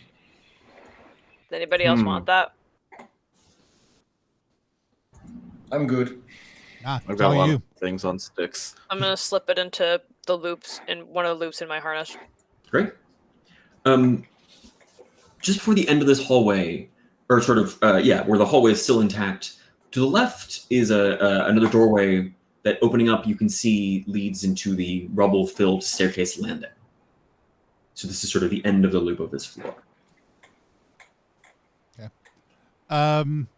Y'all ready to go down? Well, as they say, down we go. What? Wow. So how do you want to go down? I want to look at the tunnel and the floorboards. I mean, seems like Okay, in the dormitories? Yeah. Okay. We could just take the stairs in that one room. The stairs are still partially filled with rubble. The explosion blew out a lot of them. You could maybe try to get past that rubble, but that might involve a caving roll in and of itself. Right. It's like we can see that the stairs are filled with rubble now because because of the sunlight from the hole. The walls have been Great. and so all right, I gotcha. yeah. So I'm gonna try to go down the hole. I think. Great. Yeah. And Thrag, Maybe you use have a rope or something. Yeah, do any of you have a rope? I have extra rope. Great. So you want to chuck some rope down there? I think my rope is still in the whatever left from the chimney. Ooh. Probably the top half of it's still in the chimney. The lower half, who knows? Yeah. All over. I hope to find enough silver to buy a new rope. And so, I mean, with the silverware, we'll be able to. I mean, like the silverware got blown around up there, but even if it's bent up, it's not like it's still silver. We'll go. I'm gonna. I mean, somebody can just hold it this time. I don't think we need to necessarily tie it down. I'm not a hefty boy. But yeah, I'm gonna try to go through that squeeze in the room. Great. Yeah. So Thrag, I imagine you're going pretty slow, unless you want to go quicker for some reason. Yeah. Great. So with that, because you're trained in caving and because you have a rope, that brings you to 6 and 6. So you don't need to roll. You can just shimmy on down. It's not too far. It's only it's really like just through the floorboards, as it were. And then you find yourself now down here in the partially dimly illuminated by sunlight and also the burning kind of like remnants of books in this sort of library. There's all manner of texts on the shelves. What catches your attention, though, is you can hear something else in this room with you. Kind of a low, like, sound. Somewhere amidst the shelves. Oh, no, we blew someone up partially. Also, hey, I think there's someone down here. I'm going to pull out one of my knives and go looking for that noise. Okay. Great. Is anyone going to follow Thrag down as Thrag goes gasp hunting? Yeah, sure. Yep. Yeah. Who's next? Sorry. Let's. Who's more fighty?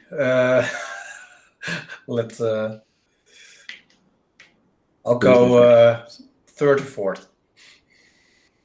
Who wants to go second? Go. Okay, Go second. Randall. And you also are trained in caving, yes, but you are wearing chainmail, yeah. So that brings you to a 5 and 6. All right. 2.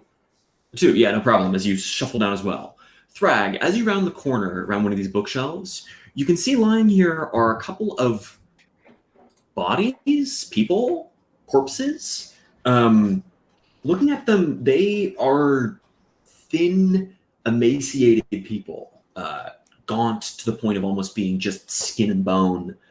But they have a kind of like, in the dim light of the sun, you can see still they have this like liquid dripping down their face, like coming out of their nose and their mouth, kind of like the gasping is them almost like choking. As you sort of around the corner, you can see they both swivel their like shrunken, hollow faces towards you, and then start to crawl across the ground towards you. Ooh, cool. At this point, we're going to roll initiative because these are not particularly friendly individuals. This is just a D6 based on teams, right? Yes, Great. Who wants to roll initiative? I did because I was the one who was there. I rolled a 4. Sure. Yeah. Great. So that means you all get to go first. I'm gonna take my shovel and hit the one that's closest to me in Great. the head. Great. It's a bloodthirsty roll, I imagine. That is a bloodthirsty roll. I rolled a 15. 15, yeah. As you crack it, do you want me to roll, or do you want to roll damage for me? So there's no damage. It's usually just one hit, and things have about. Oh, you're totally right. I'm sorry. You're good. I have forgotten how the system works. It's Yeah. okay. So as you crack that one, it goes. You can hear, you can feel the bones and things crack. Then the second one starts to shuffle towards you. Zarmak, what are you doing? As you see these strange corpse-like somethings. Yeah, I'll just grab my hammer and whack him. Great. Make me a bloodthirsty roll. 13. 13. These things are pretty slow. That will hit as well. So you crack this one. But you can still hear gasping somewhere in this room. There are more. Up top, hearing the crunch and crack of gristle and blade. Boomsmith and Vandal, what do you two do? Oh, I was already down there. Oh, you're down. Yeah. I had this totally backwards. Sorry. That should have been your role. Zarbak, you're still up top. I have my players confused. Zarbak, you're still up top. So Boomsmith, Christ. Vandal, make me a roll. Make me a bloodthirsty Okay, roll. well, I just want to see how many there are. Like, I want to look. I'm kind of taking in my surroundings here while You want to walk through the bookshelves? Yeah. Okay. Like, I want to see if there's another way out, if there's a way, Yeah. and how many zombies So there's there are. a Like, couple of I doors. kind of want to get a feel. Yeah. There's a couple of doors out of this room, both kind of from where you came down. They would have been, I guess, in the left and forward walls. Moving into the bookshelves here, many of which have been knocked over, you can see at least two more of these. One of them is pinned underneath the bookshelf. One of them you can see is sort of starting to crawl towards you, gasping and choking. Okay. Okay, if there aren't that many, then I guess we can go ahead and just take care of these. So Great. yeah, I'm going to pull out my sledgehammer. And Right. Might be a bloodthirsty roll. all right. 13. 13, yeah, with that you dispatch another one of these. Zermak, we're going to have you really fast retroactively making me a caving roll to get down. Yeah. If you don't make it down, then we will sort out what to do about that third one. Yeah, and I now want to go down quickly, of course. Great. How fast? So you could go full pace, you could go half pace, you could go real fast at double, but that would reduce your odds quite significantly. You know, yeah. The number of them doesn't seem that much that I need to go there at the fastest pace, but just quickly, just fast. Full pace And then? I throw my backpack down first. Great. So because you're going at a full pace, you do have rope, and I imagine Boomsmith, you're helping Zermak down, presumably? Yeah, I'm holding the Brings you- rope, so I think I'm not gonna make it down. That brings you to a 3 and 6, Zermak. 2. 2, so that's a success. No worries. So you manage to shuffle down there really quickly, grab your backpack, and dispatch the second one next to Thrag. There's one, like I said, there's one pin underneath the bookshelf. You can hear that one still gasping, but otherwise, barring the still flickering books and the hole in the ceiling, this room seems relatively clear. I'm the one that's pinned underneath the bookshelf. Mhm. I want to go take some of my water and just pour it in its mouth. Okay. As you pour it on its mouth, it like coughs and sputters, like it spits it out. It just like chokes and gasps on it. You can see it's craning its neck as best it can towards your face. Okay. So it's not like these were just thirsty and I horribly killed some starving people. That makes Thrag feel slightly better. I'll take my shovel and gently pop its head off. Yeah, I polished this one off, no problem. Boomsmith, up above. You've got the rope. You've got a hole underneath you. You can also take the hole down that you blew in the floor with your signature boomsmithing. Or you can take this narrow passageway. They seem to lead to... I mean, you can see through the hole in the larder now. You can see them walking around down there. I'm going to take the narrow passageway. Great. So I imagine you're going pretty slow, right? Yep. But you're carrying the rope, so you don't have any rope. And you're not wearing heavy armor, right? You're just a regular old... Yeah, I've got a harness on, but I've got extra rope and dynamite rope. I don't know exactly how... So what dynamic rope, what dynamic rope does Dynamic is rope. if you fall, like normally if you fall on rope, it will catch you, and basically a piece of rope is just likely to break your spine as a concrete ground is. Dynamic rope stretches to catch you. So it's like almost like a bungee cord. So you could jump 50 feet with that tied to you, and then when you hit the end of your rope, you wouldn't take any fall damage. If you hit the ground, you still would, but it means it basically just means that falling while roped on poses no risk. I mean, do I need to go get my That's rope neat. bag? I can show you what dynamic rope looks like. It's a rope bag I bought 8 years ago and have used twice, but I do have it. So since I've got two kinds of rope, I would kind of be okay with tying the extra rope to something and then. Okay. So you tie it to make my way one, I down. imagine like the bunk bed probably? Yeah. Great. So you tie it to the bunk bed. That brings you up to a 5 and 6. You make me a 5 and 6 caving roll, please. 5. Yeah, Made so make it. it down. No problem. Just barely. little tight as you squeeze around, but you manage to get the shoulders through, and now you're all down here, one level lower. In this sort of partially decimated, partially burnt library. As I mentioned, there are a couple of doors out here on the forward and left wall. This room is sort of like roughly L-shaped, like a big fat L, if you imagine that. And so it's, you have one to the left and one up top. There are lots of books on the shelves. What do you do? Did we get all of these zombie creatures by now? The gasping seems to have stopped, yeah. I guess I want to get like an idea of what type of book collection is this? Is it general? Is it more mystical? More what was somebody studying? As you rifle through the shelves, they all seem to be medical texts, anatomy, surgery.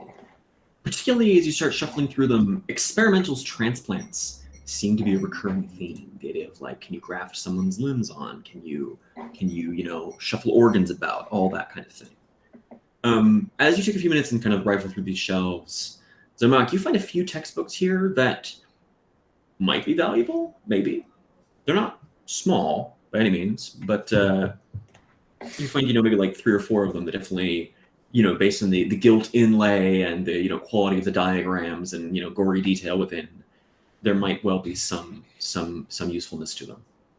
To the right buyer. Maybe we can collect some of this stuff. Is there some kind of a big table where we could put? There was a big table, and now it's pretty thoroughly split in half. Of course. Well, I stack some of the more valuable books next to the table. Great. It's open to the sky, right? So maybe try so it's open to the room above, which is partially open to the sky. Yeah. We don't want to get anything that's might be valuable to get it wet or something. But yeah. The other option, did we get Boomsmith down here yet? Yeah, Boomsmith is down. Okay, that's what I thought.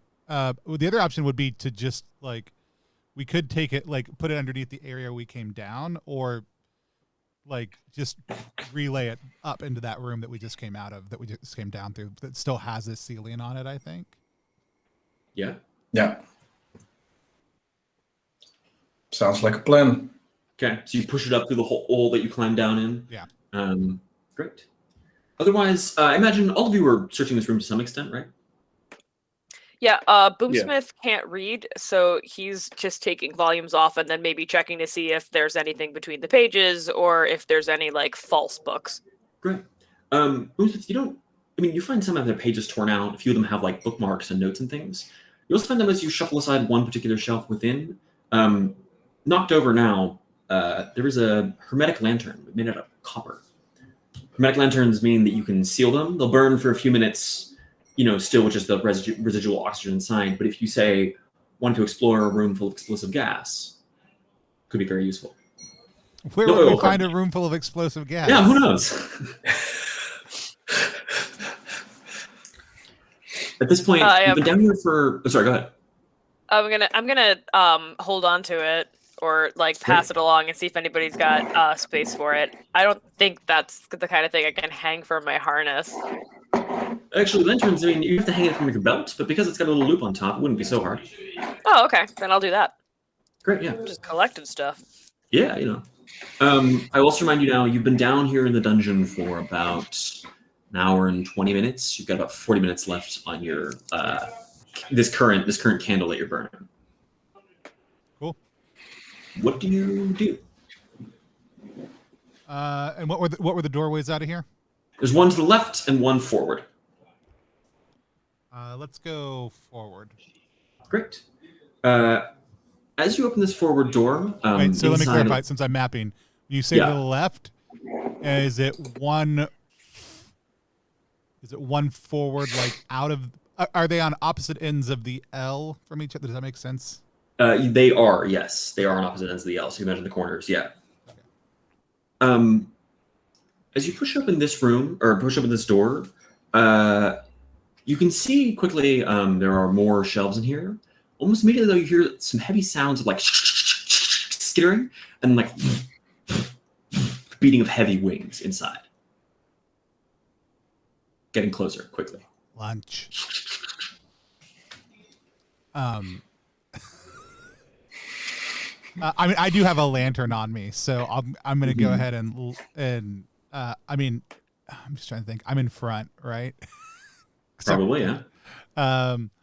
Yeah, I guess I'm gonna keep my knife out and my shovel drawn for right now.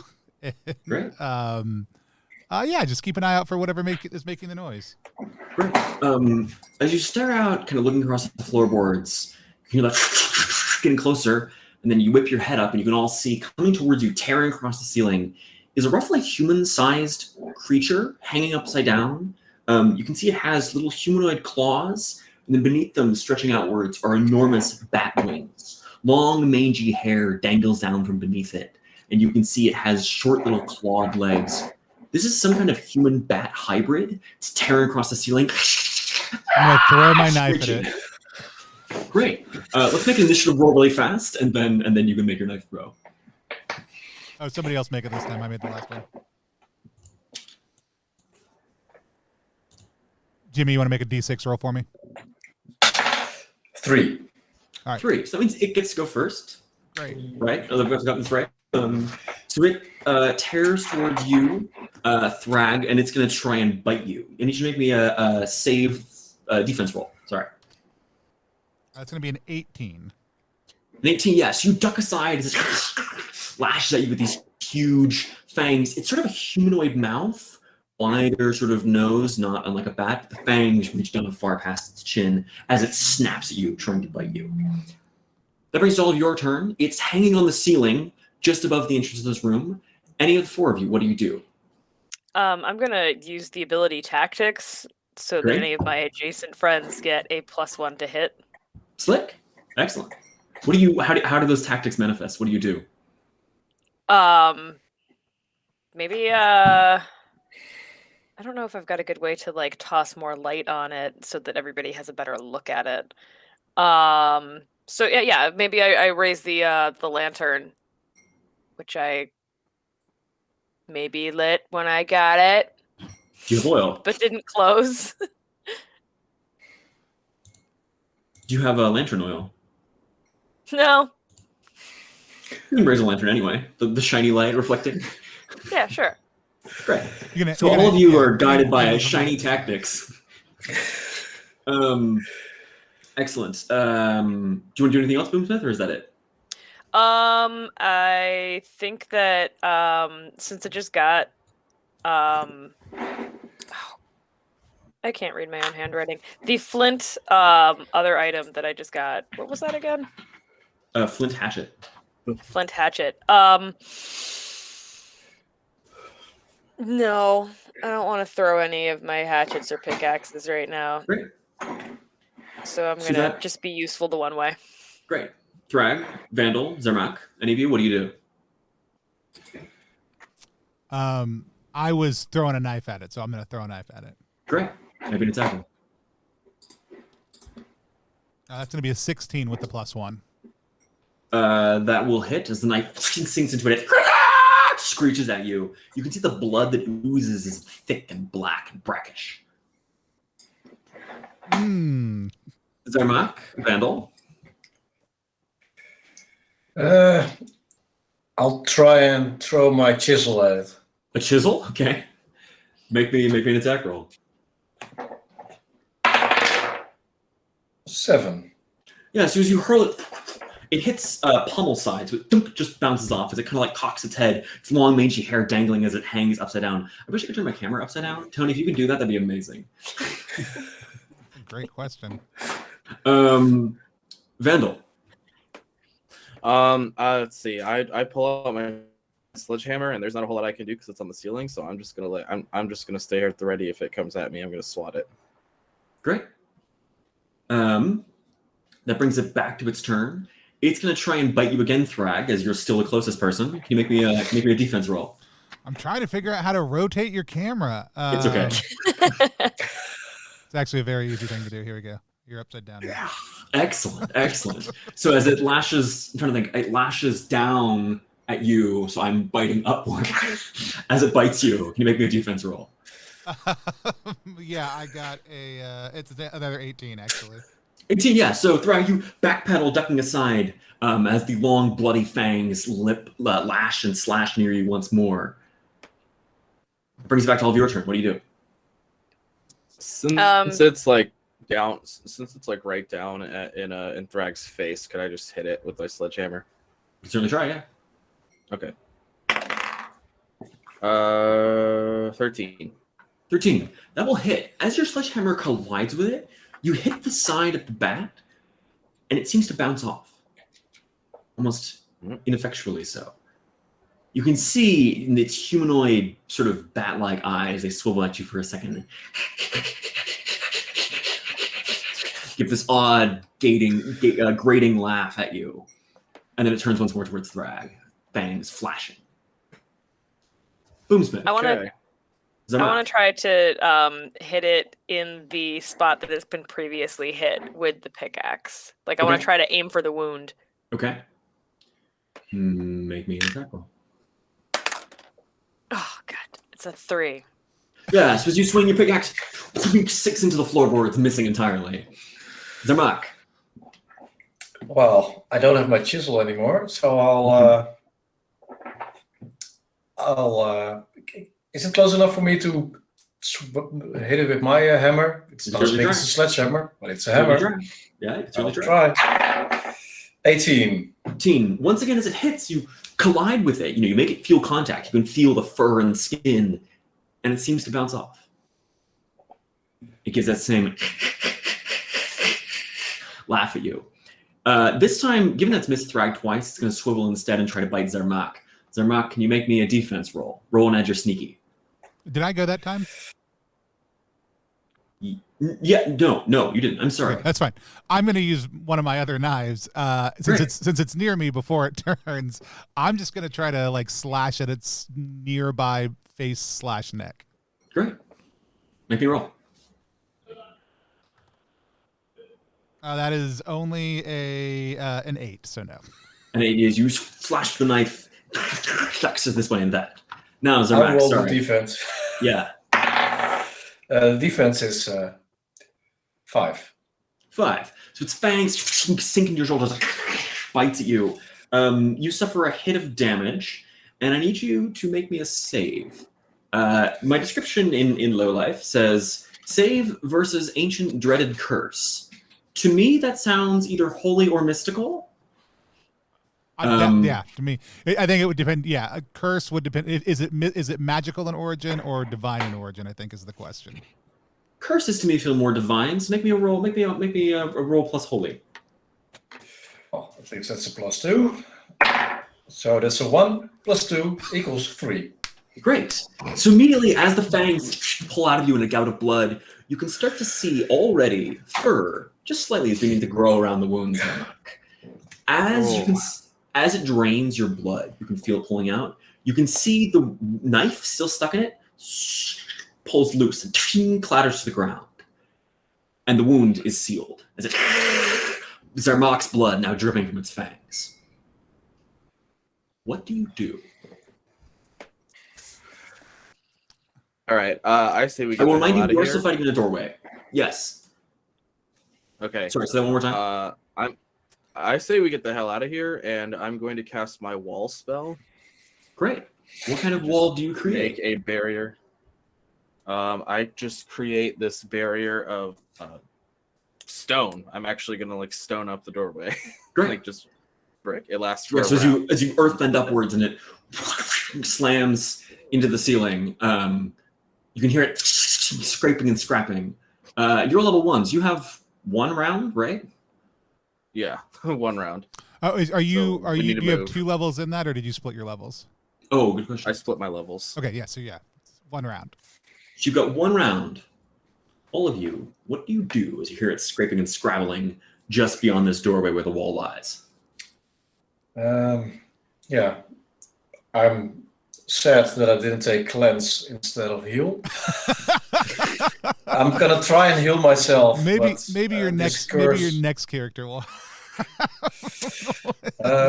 Yeah, I'll try to heal myself. Great. I can heal 2 hits. Yeah. So I heal the 1 hit at least. Yeah, the wound closes. That newfound fur remains.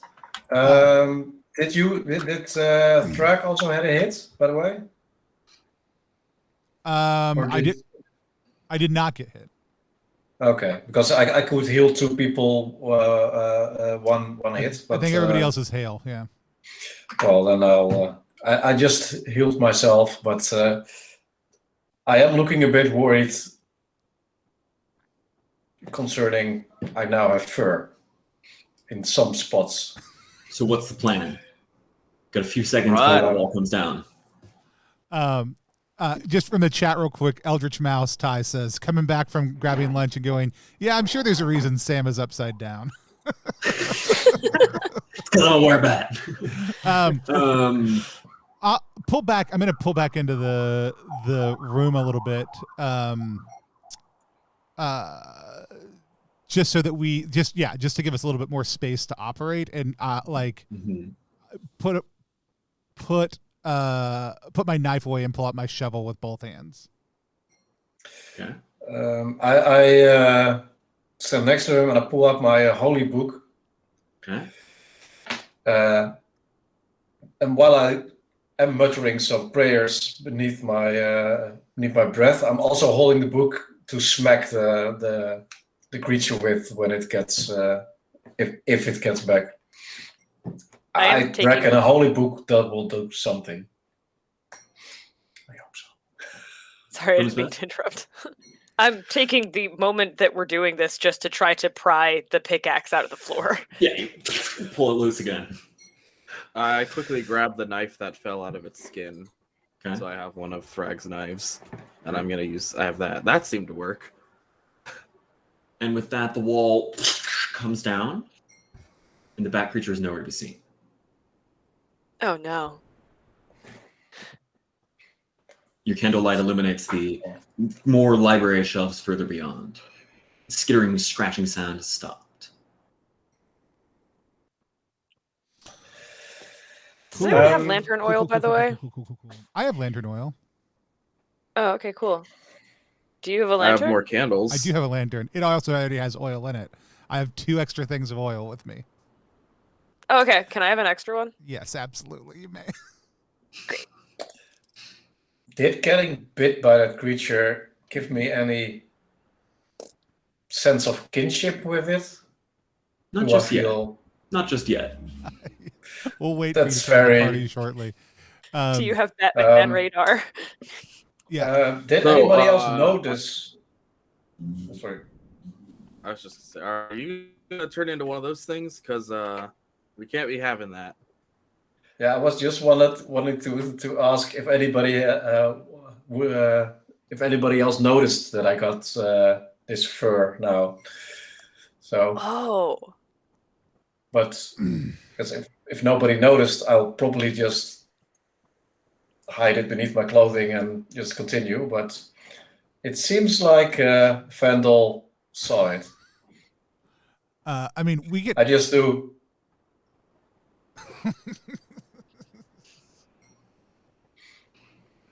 I don't think Boomsmith saw anything because of the pickaxe. I think Vandal's pretty observant.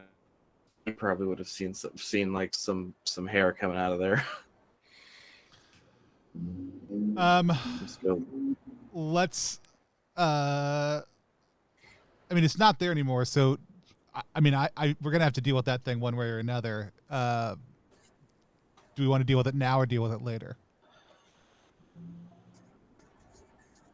Deal with it now. Do we have a way to call it back? I mean, not just yet, probably. I mean, I figure we can always keep on going that way and find out what happens. Yeah, I think Turmak, well, he doesn't feel completely safe, but I think he will just, continue for now and see if he feels anything weird happening to him. But he, as long as nobody else mentions it, he will not mention the changes. What do you do? Where do you go? What's the plan?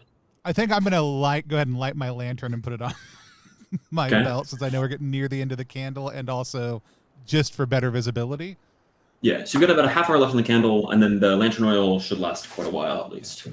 And head back into the room with my shovel over my shoulder, ready to swat. Ready to rumble. Yeah. Great.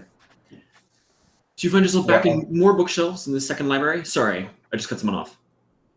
Yeah, well, I was just saying I want to follow Thrag. Okay. I'm gonna also light my lantern.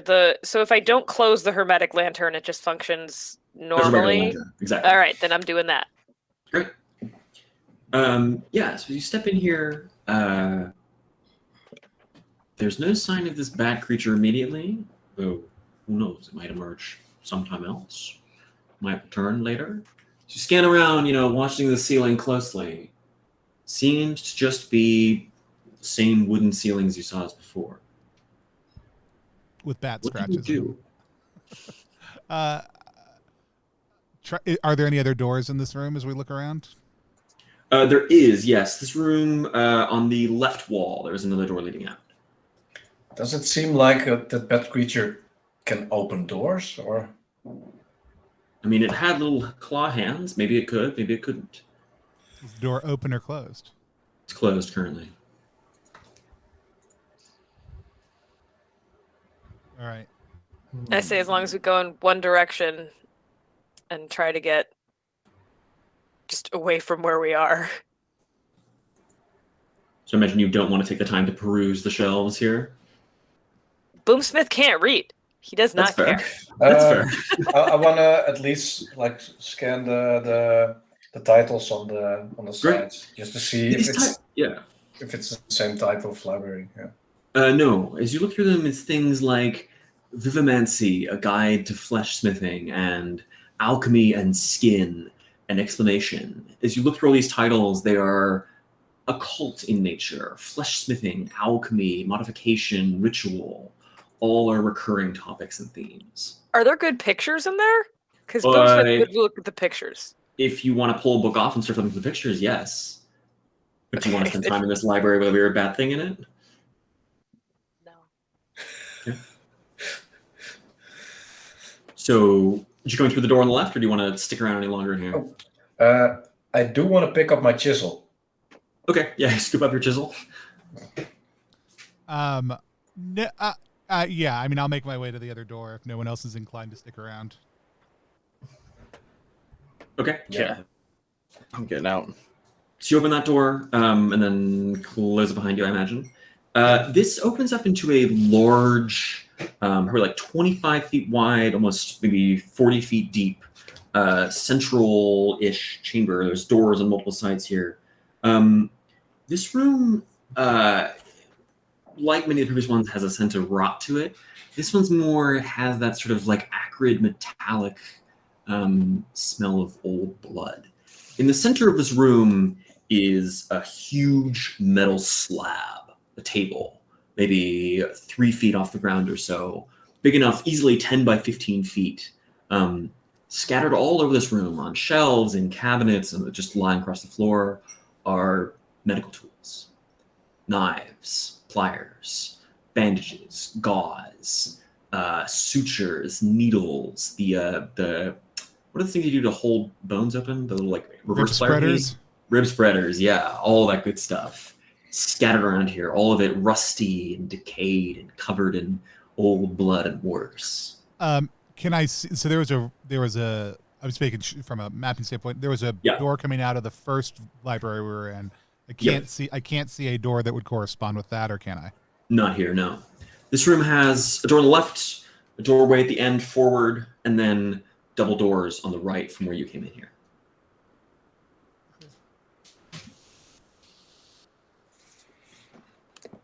Are any of the tools clean? They're all rusty. They are all rusty and grody. Gives them the added advantage of giving them tetanus when we stab them. Bonus poison damage. Bonus point over the next 2 weeks. You slowly lose the ability to move your jaw. Actually, sorry, just seeing Jimmy get a special remind me. Do we want to take a short break? That's definitely not Yes, a bad idea. please. It sounds like a great idea. We've been playing for under 2 hours, so I think a short break is great. So right now we are currently playing Lowlife. We are playing it using Down We Go. Lowlife is available right now at a couple stores all over the place. We're going to link to the itch page down below, which you can link out to below that. We're also doing a giveaway on stream, so if you haven't yet, hit follow, type in exclamation point get low in order to get entered into a chance to win. That we'll pick at the end of our stream, though. Also, if you want to check out Down We Go, you can go to ttrpg.link /DWGLive to check out our crowdfunding project that is currently live. We will be back in, let's say, 5 minutes, so this is going to be right at the top of the hour. Great.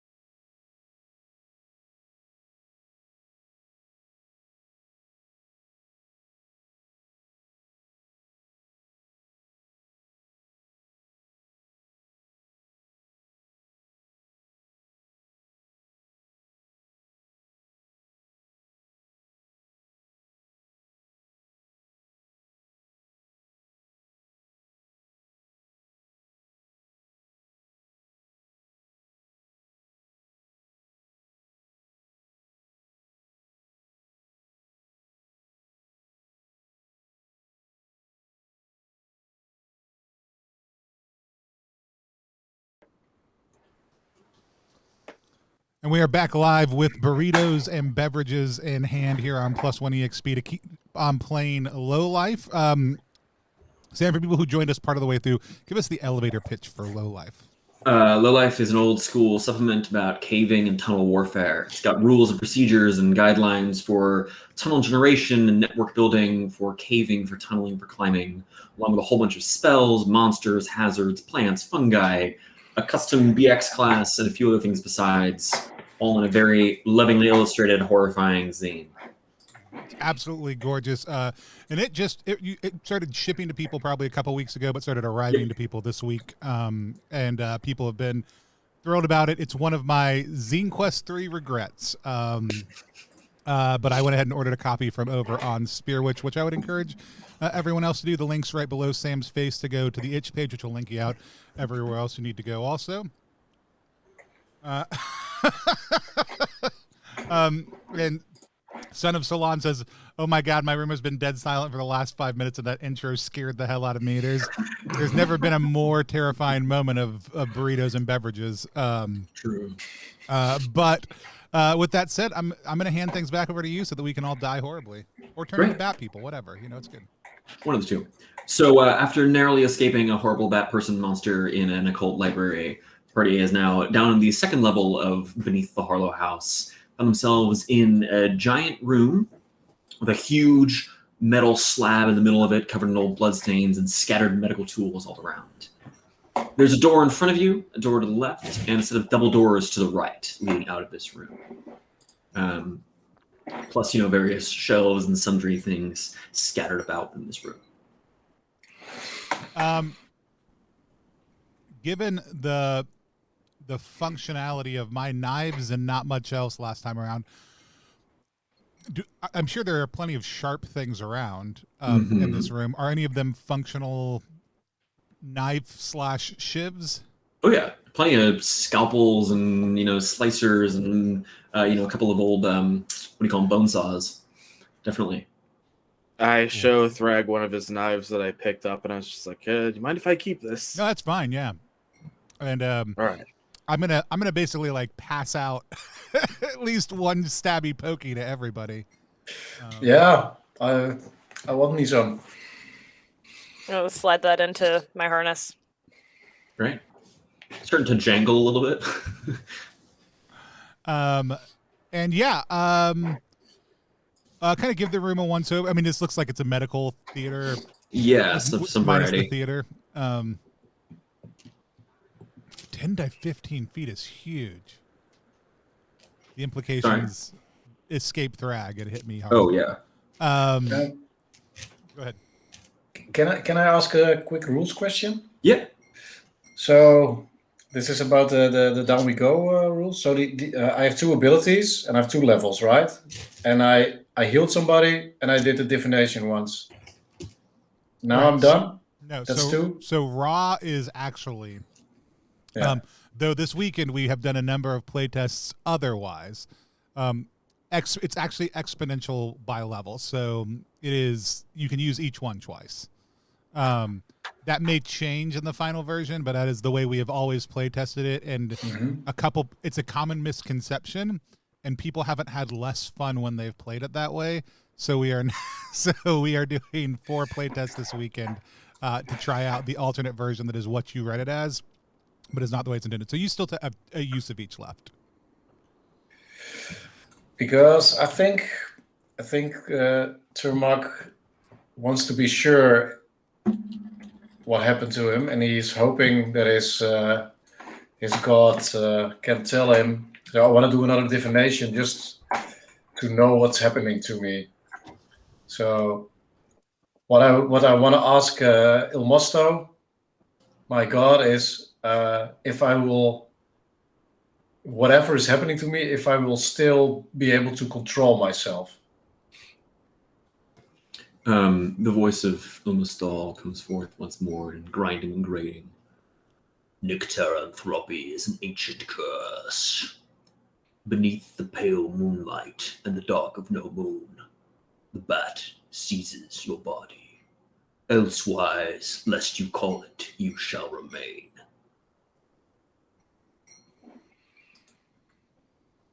I'll take my chances. Good thing none of the rest of us could hear that. Let's go through the double doors. Okay, dokes. Pushing out through the double doors is another large chamber, probably 25 feet on the side, roughly square. Inside are a collection of cages, varying sizes. The largest one are probably 10 feet on the side. The smallest ones are yay big. All of them locked, all of them rusty and old and decrepit. Bones fill every cage, each of which seems to be a different animal. Panther, hawk, alligator, hedgehog, squirrel, mountain lion, all manner of bones within. Except you start to notice here and there in some of these cages, there'll be sometimes bones from more than one creature. They'll have the skull of a wolf, but the rest of the body might resemble an iguana. Another one might have the claws and ribs of a mountain lion, but the tail and jaws of an alligator. You can also see in the largest cage in the back corner, there is a roughly circular hole dug descending downwards. Looks like it was dug with like claws or scraping hands. Does it look similar to the one up above or different than This the one's one bigger, up above? Okay. and it's got much clearer. I mean, you can see score marks set into the ground. There's Do we see probably any- not friends down there, and I'd like to ask everybody if we'd like to boom down the hole. Is it a straight Throw it drop down as there. far as we can see? As far as you can see, yeah, but because this is a cage, you're 10 feet off, so you can't quite see much of the ways down. But you certainly could. We can think about it. We don't have to boom right away. And I was wondering, do we see any human bones in the cages? No human bones, all animals. Okay. I think booming is always something we can come back to in the future, and is definitely an option. It's always on the table. This character is literally just that Rico penguin kaboom meme. Kaboom? Kaboom. I say. Yeah, I don't necessarily want to mess with any of these bones. Like I said, we can come back and maybe boom in the corner later if we need to. I'll go back out into the main room and head down towards the south end of the forward Far side end, as we yeah. come out. Yeah. Opening up this door, a variety of scents hit you. Not the bloody sweet putrefying of before, but like here you can smell acids and powders and the scent of sulfur and salt and smoke, all manner of sort of strange chemical scents. Looking around this room by the light of your lantern, you can see there's shattered glass all over the room, shelves filled with half-broken beakers, cabinets with holding decaying pouches of things that were once carefully labeled. There's sort of like tables and counters set every which way. Plenty of shelves and lockers scattered around. As you step inside, you can see the candle burning, or the oil flame of your lantern rose tall, begins to waver. Back up. Close the door on my hermetic lantern. Great. Okay, you seal your hermetic lantern? Yep. So you've got a few minutes on that before that light will go out, but for the time being, you can explore with that. Are you Alright, and snuffing I'm gonna go in and look around. Yeah. just Boomsmith, or do you all want to snuff your lights and follow? We can relight the relight the caver's candle, and I have more. So Yeah, we're gonna extinguish that. Okay. Or I'm gonna tell.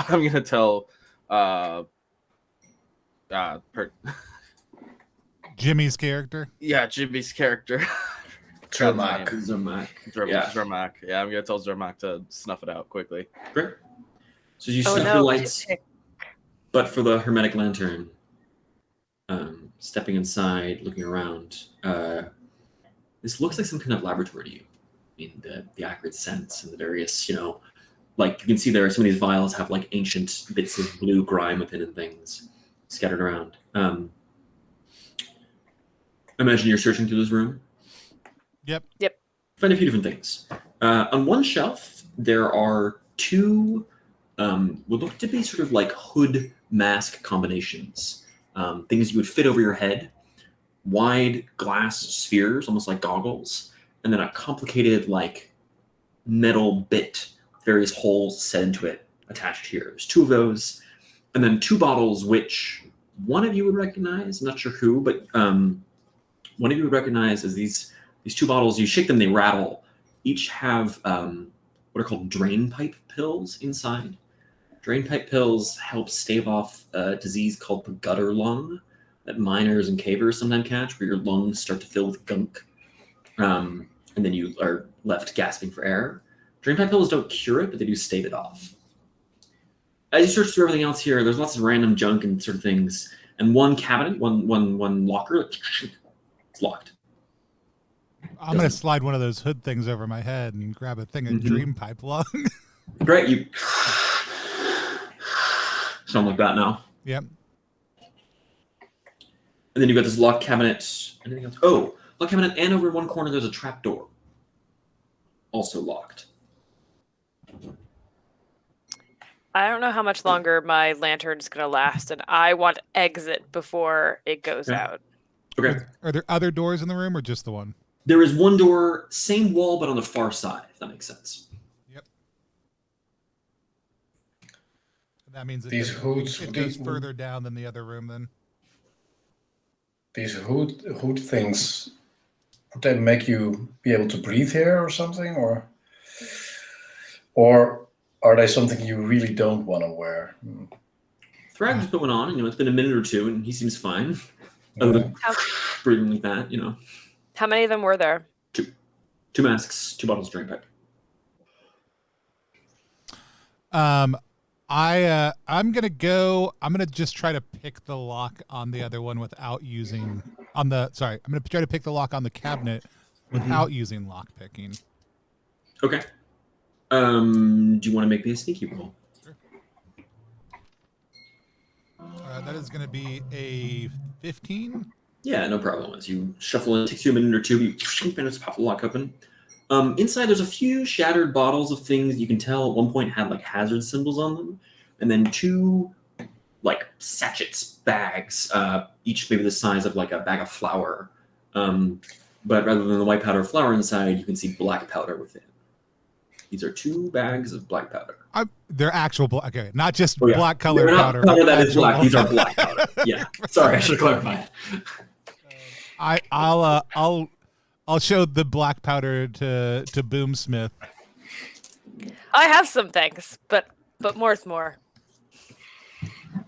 And what were the first things I saw in there besides the satchels of black powder? Shattered vials with various symbols of poison and flammability written on them. Cool. This is like the dangerous substances cabinet. Right. Man, it feels like with this black powder, now's the time to start dropping stuff down holes. Probably actually a horrible idea, but okay. I'm gonna go out the far side of the room from where we came in. There's also still that trap door, just a reminder. Okay, just want to make sure you didn't forget. Okay, you want to go out the far passageway or the far door? Yeah. Okay, so that one swings open, and it goes down the same way that you came in. So this is running probably in parallel with the operating theater. Okay. As you move forward, there's a door on your left, and then there are 4 doors on the right, each of which you can see leads into a small cell, like 5 by 10, with a cot in it, and then the iron grated doors. Within, make it roll really fast. These have human bones in them. Yes, 3 of them do. One of them is part of the roof is missing of that room, and you can look up. You can see just a bit of skylight from within. Inside one of them. Sorry, I'm losing track of my notes here. Okay, sorry. So there's 4 cells. One of them, the one furthest forward from where you were walking. So if you look at them like 1, 2, 3, 4, they were on your right. So the furthest left one, confusingly, but the one furthest down the hallway, that one is missing a hole in its ceiling, or it's a hole in its ceiling. And then one of the middle ones, you can see not a skeleton, but sitting up gasping as another one of these emaciated, sort of liquid spewing figures that starts to crawl towards you once more. And is the cell door open? Cell doors are all closed. Okay. As somebody who's in the mine, so I knew what the weird. You've heard of the gutter lung before, yeah. This is not just like hyper progressed gutter lung. It might be. It might be. It's not.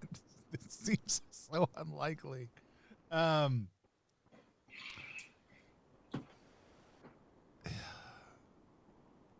As it gets near, is it like reaching through the? It's trying, but you can see it. I mean, its hands and fingers are like stiff and dark, almost like frostbite. Like blood flow has stopped. So it's kind of like crawling on its elbows and hands, just gasping towards you. So what I want to propose is getting some folks to hold its arms, like pull its arms through and hold it, so I can try to apply this medicine. Okay. Who wants to grab the gross crawling person? Yeah, I'll do it. Great. Can you make me I guess be a bloodthirsty check just to keep it pinned there, hold it in place?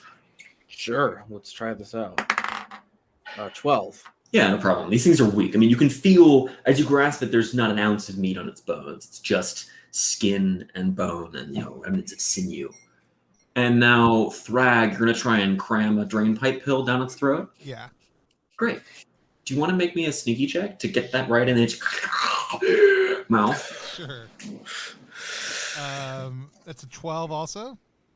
That is just barely enough as you get in there and you watch as it kind of swallows, and then it coughs for a second and sort of calms down. You can hear the gasping is more normal breathing. The eyes stop rolling and it stares with a little more clarity, kind of like around its conditions. It's still weak. I mean, it lies there. Vandal, you're still holding it, and it doesn't make any time to move. It's still lolled. Its tongue still droops out. The liquid still drips down its face and neck, but it seems to have calmed itself and is breathing more normally now. There's a chat happening, and there's a conversation happening in chat about whether I'm secretly just trying to drink some of the liquid that's coming out of its mouth. Drink the gutter juice. It's not my plan. I want to try to like give it a little, like same as before, like pour water into its mouth a little bit. Okay. Pour it in, drinks it. I mean, it loses a lot of it, but you can tell it's trying to drink. Right. This person thing. And then I brought 2 pepperoni rolls down with me because that's what you take down into the mines. This is my second chance to talk about pepperoni rolls on stream in 2 weeks as a miner food. And it's an American invention that miners use to take down because the high fat and carb content were great. Plus, it was easy to keep unrefrigerated. Tony, are you being sponsored by Big Pepperoni Roll? By Big Pepperoni Rolls. For that Big Pepperoni Roll money. Any pepperoni roll company that wants to sponsor me, please reach out. I'll give it a little bit of pepperoni roll to eat also, too. Its gums and teeth, like it's trying. I mean, it's bread. It's bread. It'll, Yeah. And that's it. That's all I want to do. I don't want to mess with this thing anymore. Vando, are you going to release it?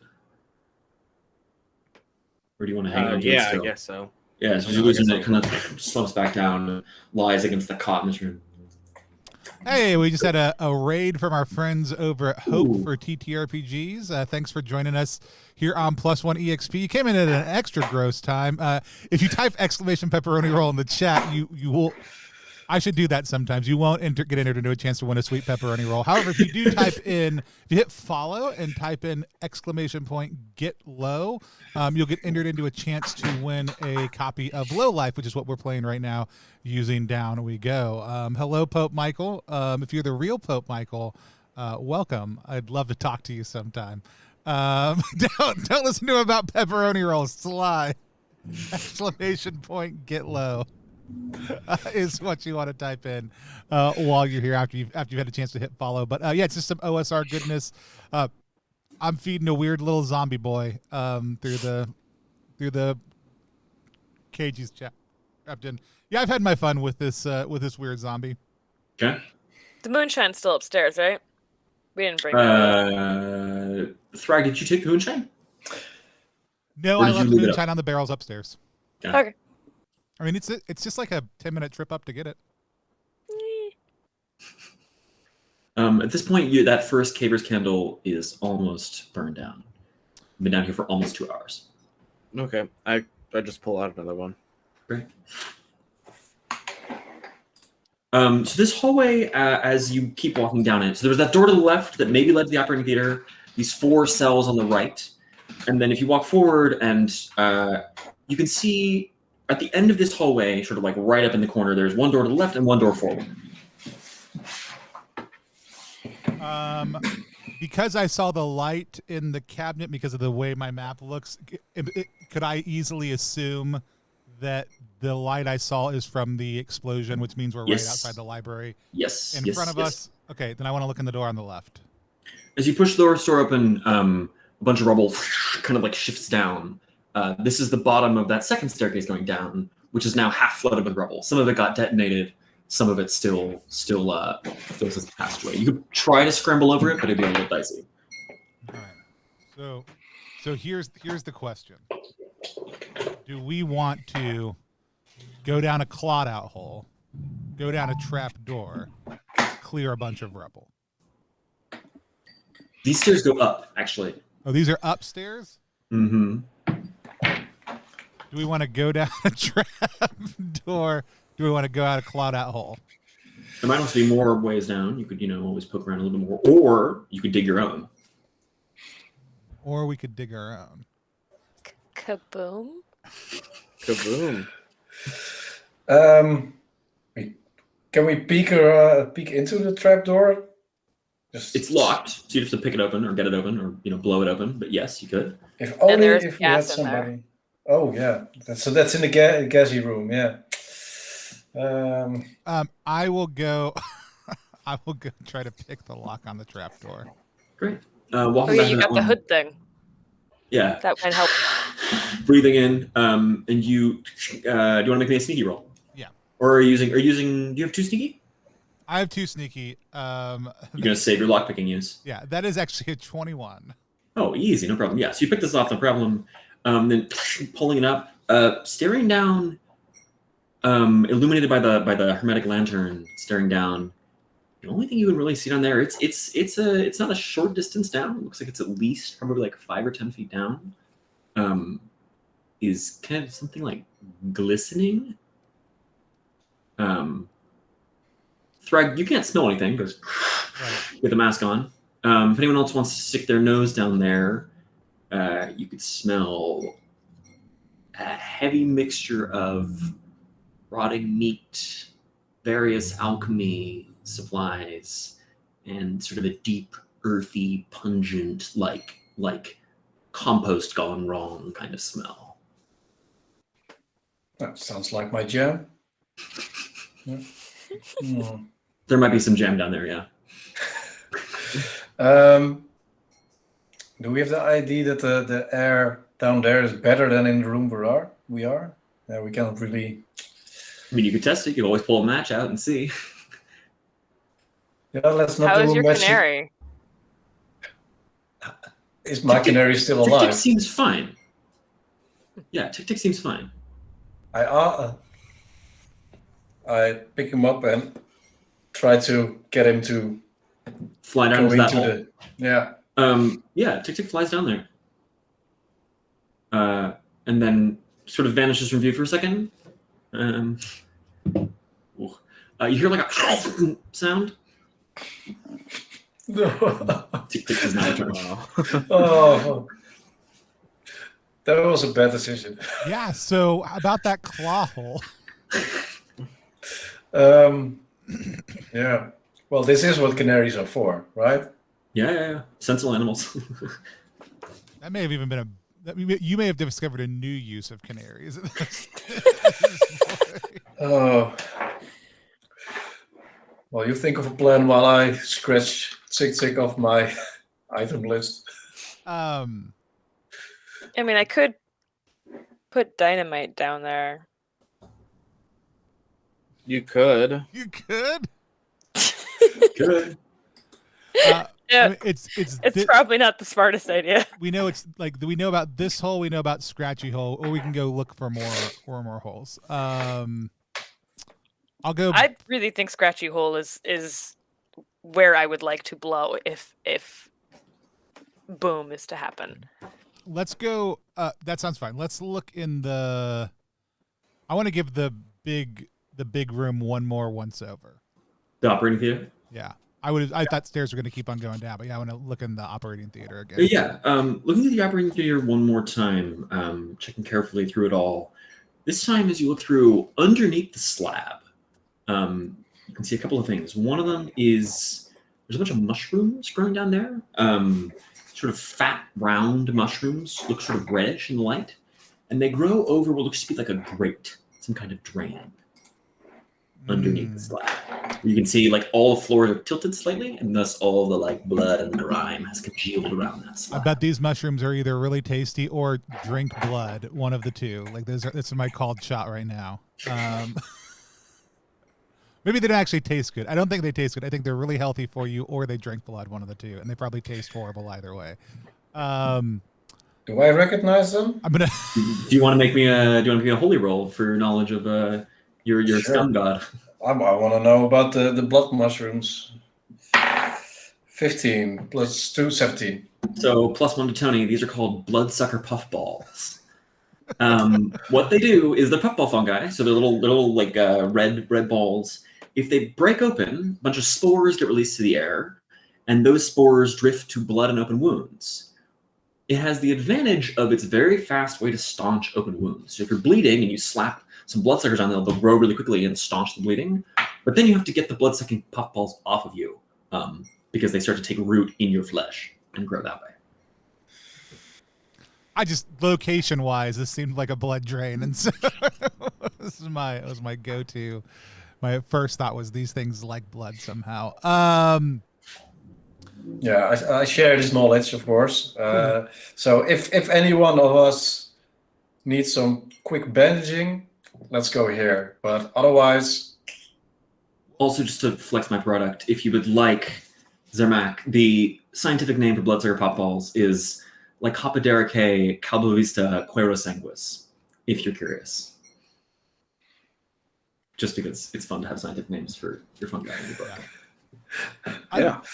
So just anyone who's out there watching right now, just to hype Sam's project, Sam reached out about playing Sea of Sands, which is most recent Kickstarter project, and I absolutely fell in love with it. And when I realized that Sam was the one who had done Lowlife, I kicked myself so hard for not getting it, because Sea of Sands and Lowlife have so much just really phenomenal stuff in them that add very simple procedures to any OSR game and are absolute things that any GM, if you're a 5e GM, like, you could grab them easily too. I would absolutely love to be able to throw in, and the things like scientific names for flora and fauna are 100% some of the best parts too. And so, What do you do? Does the slab just move? Like, can I push the slab? It's real big and heavy, so you could try to move it, but it, it's a 10 by 15 metal slab, right? Right. I mean, is it like you said? It's 3 feet off the ground. Is that a 3-foot gap? Sorry, no. The top of it is 3 feet high. There's probably 8 inches from the ground to the bottom of the slab. Okay, so I can see that, but I can't. It's not easy for somebody to get over there unless we move this slab. I mean, we got caving rules for a reason. Oh, I understand that. I would much rather the 4 of us try to move this slab if we're going to go that route. And so, first, I mean, we can always cave later. Yeah. Yeah, I'm going to see if I can get everybody to help me try to move this slab real quick. Great. Sure, yeah. Can I get a Sure. bloodthirsty roll from everybody?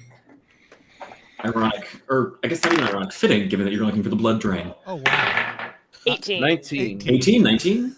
Excellent, yeah. So with the 4 of you heaving, you push and it scrapes across the ground, exposing the small circular grate, the blood and grime around it, and the puffballs, bloodsucker puffballs growing around it, of which there are, let me see how many there are. There are like 10 or so of these puffballs growing on and around this grate, descending downwards.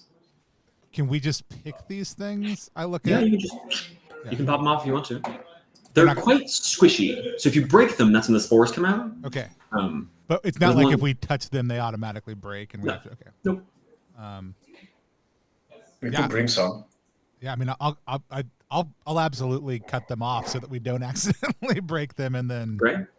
hand them to anyone who wants one. I'm good. I don't have anywhere to keep one. Okay. Yeah.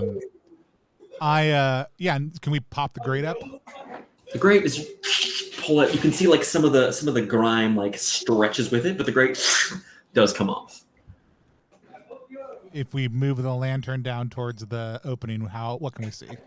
Looking down there, you can also see just the kind of glistening. Something is damp and sticky beneath. We can't see where it ends. I mean, you can see the ending. You can see it goes about 10 or 15 feet down, and the texture of the ground, other than being like earth or wood, is something glistening and sticky down there. Well, I've got one of them oil slicky things that covers most of your body on. I'll go down and see where this one goes. Okay, great. Rather This than is a very narrow passage. This thing is it's a circle. It's about 10 inches wide by diameter. So this is what's considered a choke. This is the narrowest caving size. I imagine you're going pretty slow, right? Yep. And you are trained in caving. I am trained in caving. Are you leaving your backpack up here? I'm leaving my backpack up here. Are you going to try and drop a light down, or are you just going to go in blind? Bear in mind, your body blocks the hole, so that's another question. Is you want to go down head first? Or you So wanna go I feet think first? in this situation, I think I'm going to go feet first. Okay. Because I did read the choices between that, but I also think because everybody is above me, Mhm. and we'll use a rope for part of this also. Yeah. Going in feet first lets me communicate if I all of a sudden feel like I can't get any further and Great. can get help getting pulled back up, rather than the other way around where I just stop Yeah. and die. Yeah. So that'll And you get can at you- least tell us when you lose toes. Yeah. So all of those put together get you to a 4 and 6 total. Okay. Which is pretty good for a hole this size.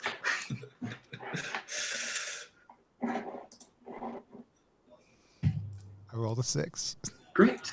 So the way this works now is I need you to roll me 1d20. Normally you compare it to the stats, but we're just going to use your four stats here, skill stat things, and compare to each one of them in order. So the way this works is you are rolling, and you're basically trying now to get over one die and then add your modifiers separately, trying to get over a 12. Okay. It might go very good, it might go very bad. I'm trying to get over a 12 in each one. Yes, but you roll one die and just add your modifiers separately. So if you get a 10, you might succeed in sneaky but fail in mystical. Okay.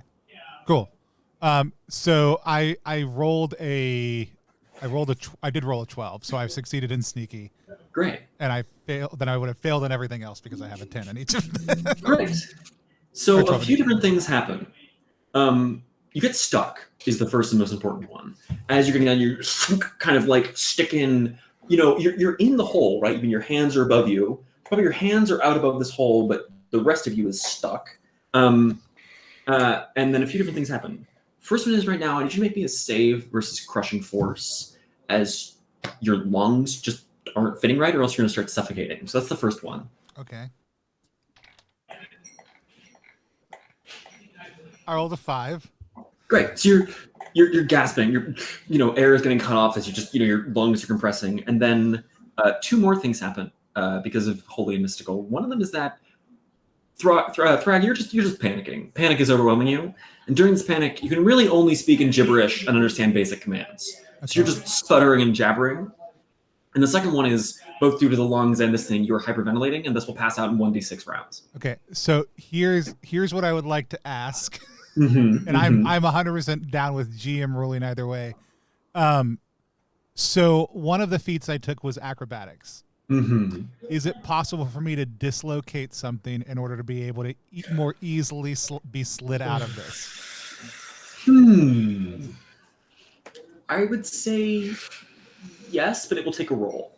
Okay, that's fine. I think that's a totally fair, rather than it being an automatic thing. Yeah. It taking a roll is 100% the right. And given that you were trying to dislocate something of your own, there's probably a bloodthirsty roll, not a sneaky roll. I'm okay with that also too.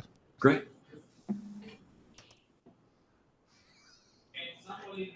I rolled an 11, so I don't know whether. But I think what you all hear is as Thrag goes down and begins gasping and sputting, you hear like a crunch, and the hands slide down further into the hole. But Thrag, you don't actually get out. Thrag, you're probably from the ankles down. You have free motion now. Like you've made it part of the way. That 1d6 rounds clock is ticking. You can feel your air beginning to run out. The rest of you, as Thrag is clearly stuck. You can reach down and grab his hands, but he's clearly stuck. What do you do? I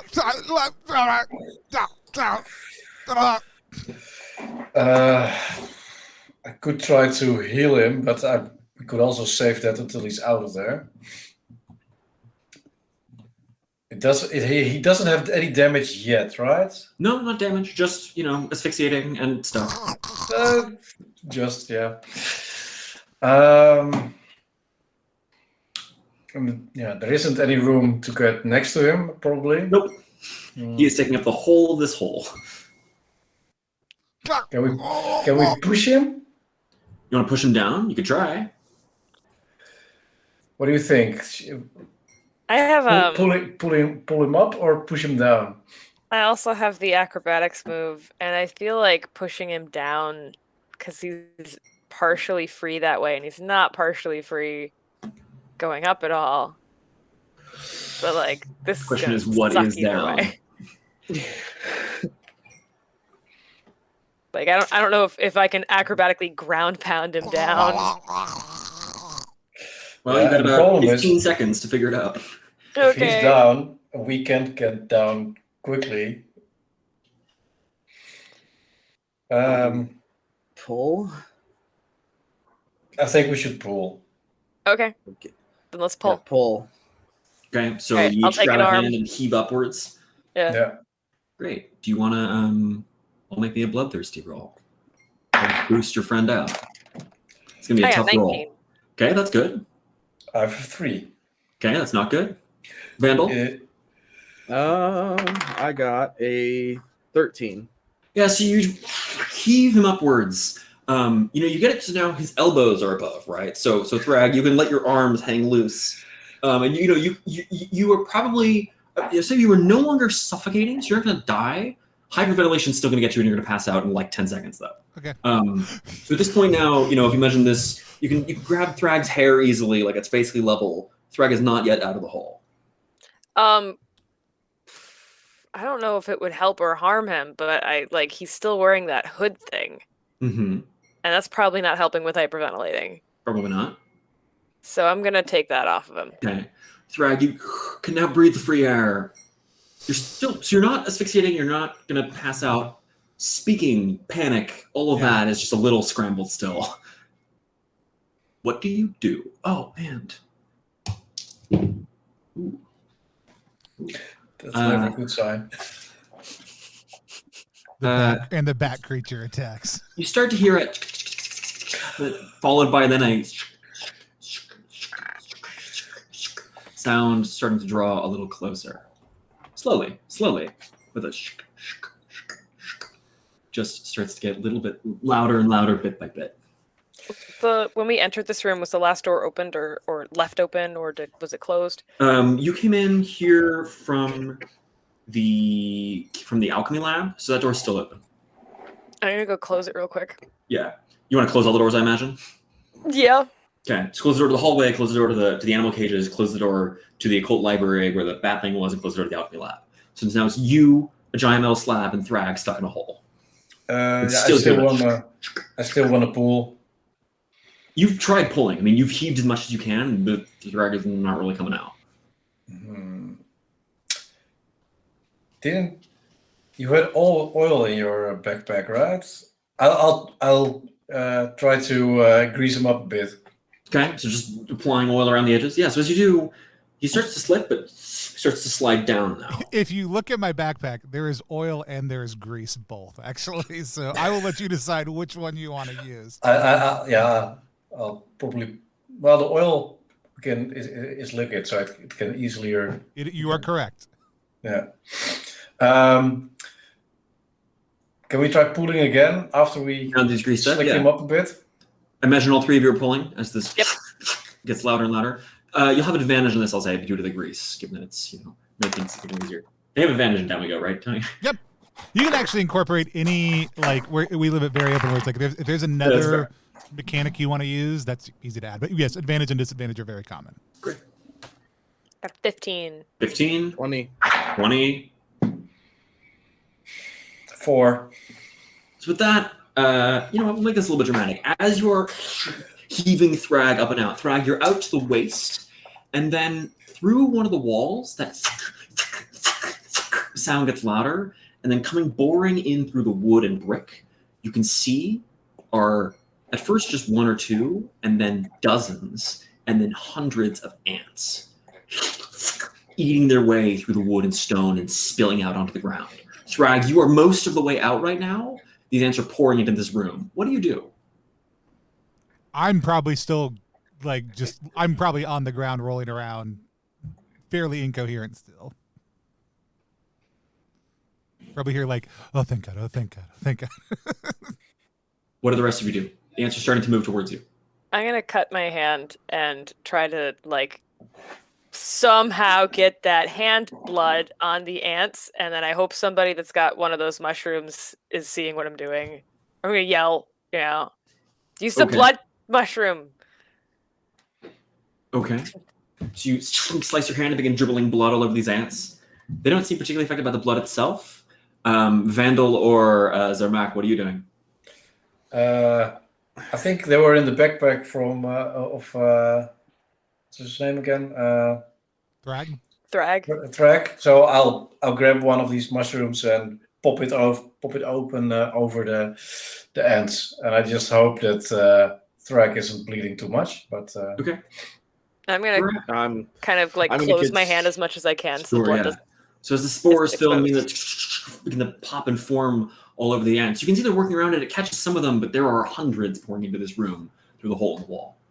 They're moving mostly towards Thrag, given that he's close to the ground. I have Thrag, and I'm just gonna like give one big heave just to get him out of here. Like, Yeah, just to pull him out. Pull him up and out. Thrag, as you stand on your feet just barely. The ants are almost to you. They're a foot or so from all of your feet. I That's start their climate moving ankles. back towards the room, the cage room. Okay. Backpedaling towards the cage room. I imagine the rest of you follow. Yes. Yep. Okay. Backpedaling as the ants move through. The bloodsucker pustules are forming all around, diverting their passage and slowing them. So as you burst into the cage room, you have all these cages locked and sealed with animal bones and behind you, and then in front of you, as you backpedal, are all these ants still marching towards you, still pouring out of that hole in the wall. What do? might this be the time to go boom? Well, Boom, please. we are going to want to get back out. I don't know where we're going. Boom. However, am I correct in remembering this was the biggest hole that we could kind of see? This was the biggest one you've seen thus far, yeah. Nobody's inside a locked cage. I'm happy to use lock picking at this point in time Great. just to get through that door. So I'll pick the lock. Right, yeah. Pop the lock open. Yeah. So Ronover, look down. Does it look like a fairly straight drop? It's not. It begins to curve a little bit this way and that. You can see at angles. This one you can also see is deeper than the ones you saw previously. Maybe it's going to another level. Maybe it's going somewhere else, which means there might be a risk of falling as well. I mean, the previous ones you've seen are only been 5 or 10 feet high. Because this one goes a ways, you might have to deal with that as well, which means we might be making climbing rolls and mission caving rolls. How wide is it though? Like, I mean, It's probably a foot and a half, or no, more than that, like 2.5 feet wide. This would be considered a crawl. So this is like the largest of the tunnel. Cool. The tunnel sizes. Yeah, I think we should if we want to blow up / start a fire on this level. I think controlled is better than big in this situation, but we should go down the hole. How Go fast? down the hole after setting the boom trap. Yes. Okay. Still I'm march in. towards you. Okay. I think I want to use a small amount of the powder, but not compressed. Okay. Just throw a handful of black powder into the room. Well, imagine I keep it in like a in a little like a little satchel, or in like smaller dosed out satchels. Quite possibly, yeah. All right, so For somebody named Boomsmith, I have to assume you've thought through all of this in advance. Yeah. yes. The character has, but the player has not. So, all right. So if it's packed into a container, it's double the damage. Yeah. So this is like loose, but a like a loose bag. And I'm gonna throw it back. So does this isn't the type of thing that, because I can light a fuse. Mhm. I don't have the knowledge. My character has the knowledge of how they would typically light this. This is Black powder? Yeah. I mean, you can light a fuse to black powder, or you can just drop a match in it directly. You can use black powder as a fuse in and of itself. Ah, okay. All right. So as we're running away, I'll use a little bit of the black powder as a fuse. Great. And like I'll light it when we all get in the tunnel. Great. So, important questions about this, because this is a sense, and I realize we're running short on time, so I'm going to make this fast. Two most important questions. What are you doing with your backpacks? Are you going head first or feet first? Head first makes it easier to cave. Feet first means that it's much easier to climb if it becomes serious verticality. My thought was backpack go down the hole. Like Just dump your backpack? I'm dropping my backpack. Okay, your back vanishes down there somewhere. You hear a thud somewhere. What about the rest of you?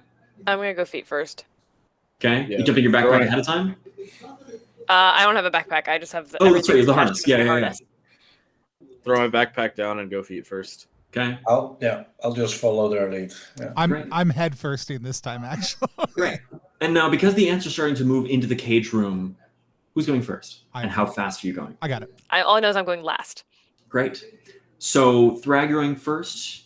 Do you want to go? So, you've been going creeping pace previously. You could go half. You could go full. You could go double. I think I'm going to be going half at this point in time. Great. Okay. And in a crawl, you don't have a rope line. You aren't being helped. You are trained in caving, but you can't see where you're going because it's dark. So this brings you to a 5 and 6. Not bad odds. It's pretty wide. It's a pretty wide passage. Except that on the climb, it's going to be tricky because you are climbing headfirst down a vertical shaft, Right. which is going to be dicey. So climbing and caving, you can use the same D6 roll. I will just tell you that your climbing roll right now, at a half pace down a wall, is currently sitting at a big old 2 and 6. So your risk of falling or other bad things is relatively high. That's I mean, that's. I think my thought is if I die, my friends will have at least a second heads up about where the end is at this point in time.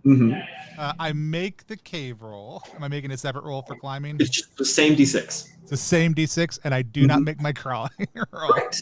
So this would be considered a wall, vertical, but because you are going head first, it's one step worse. In this case, it would be considered like as consequences of an overhang. So I need you to roll me that same D20, that same trying to roll over 12 of each of your stats. Let me ask a question before that Yeah. this time, because I should have maybe asked before last time. So like I'm going down the thing, and it's straight, and then is this because I am falling down the first part of it? It never gets totally, like, it never flattens out. Right. It more just curves and angles. So this would be considered a wall if it's, more like, it's like 75 degrees at most. Can I use my last use of acrobatics to stable myself here before I enter into free fall plummet zone? Yes, but I will have you make another climbing roll after that. Okay. So you catch yourself as you fall, you grabbing onto it. You all see Thrag as Thrag vanishes around the first one, stop briefly. Who's going next? Because bear in mind, if one of you falls, you might hit Thrag on the way down. I'll do it. Great. Vandal, I imagine you're at the same half pace? Yes. Okay. And you're wearing feet first, which means your odds are significantly better on the climbing, but you are wearing chainmail, yes? Yes. Great. So you're at a 4 and 6 for both of these, actually. Okay, so if you fail, it's going to be bad, but if you succeed, you're going to be totally fine. I got a 6 and then a 4. Great. So you succeed in the climbing, but fail in the caving. So roll me a d20, trying to get over a 12.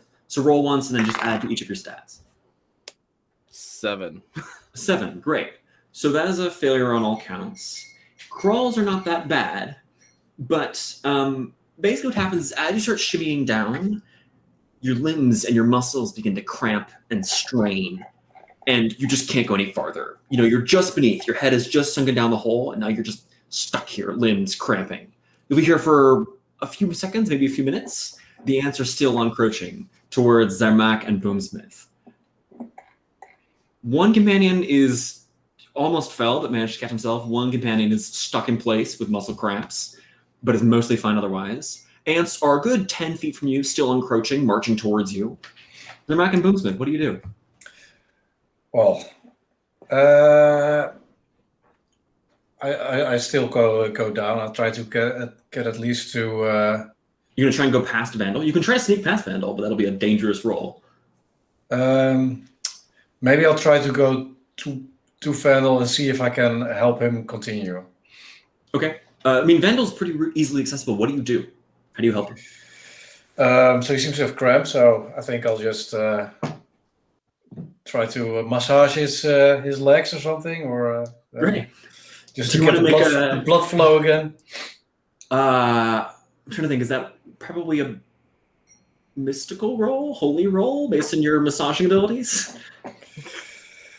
Yeah. For me, the most advantageous would be holy, but Sure, yeah. make a holy roll. Why not? I have a heal ability, so it seems to be the most fitting one. But Yeah, that makes sense. Okay.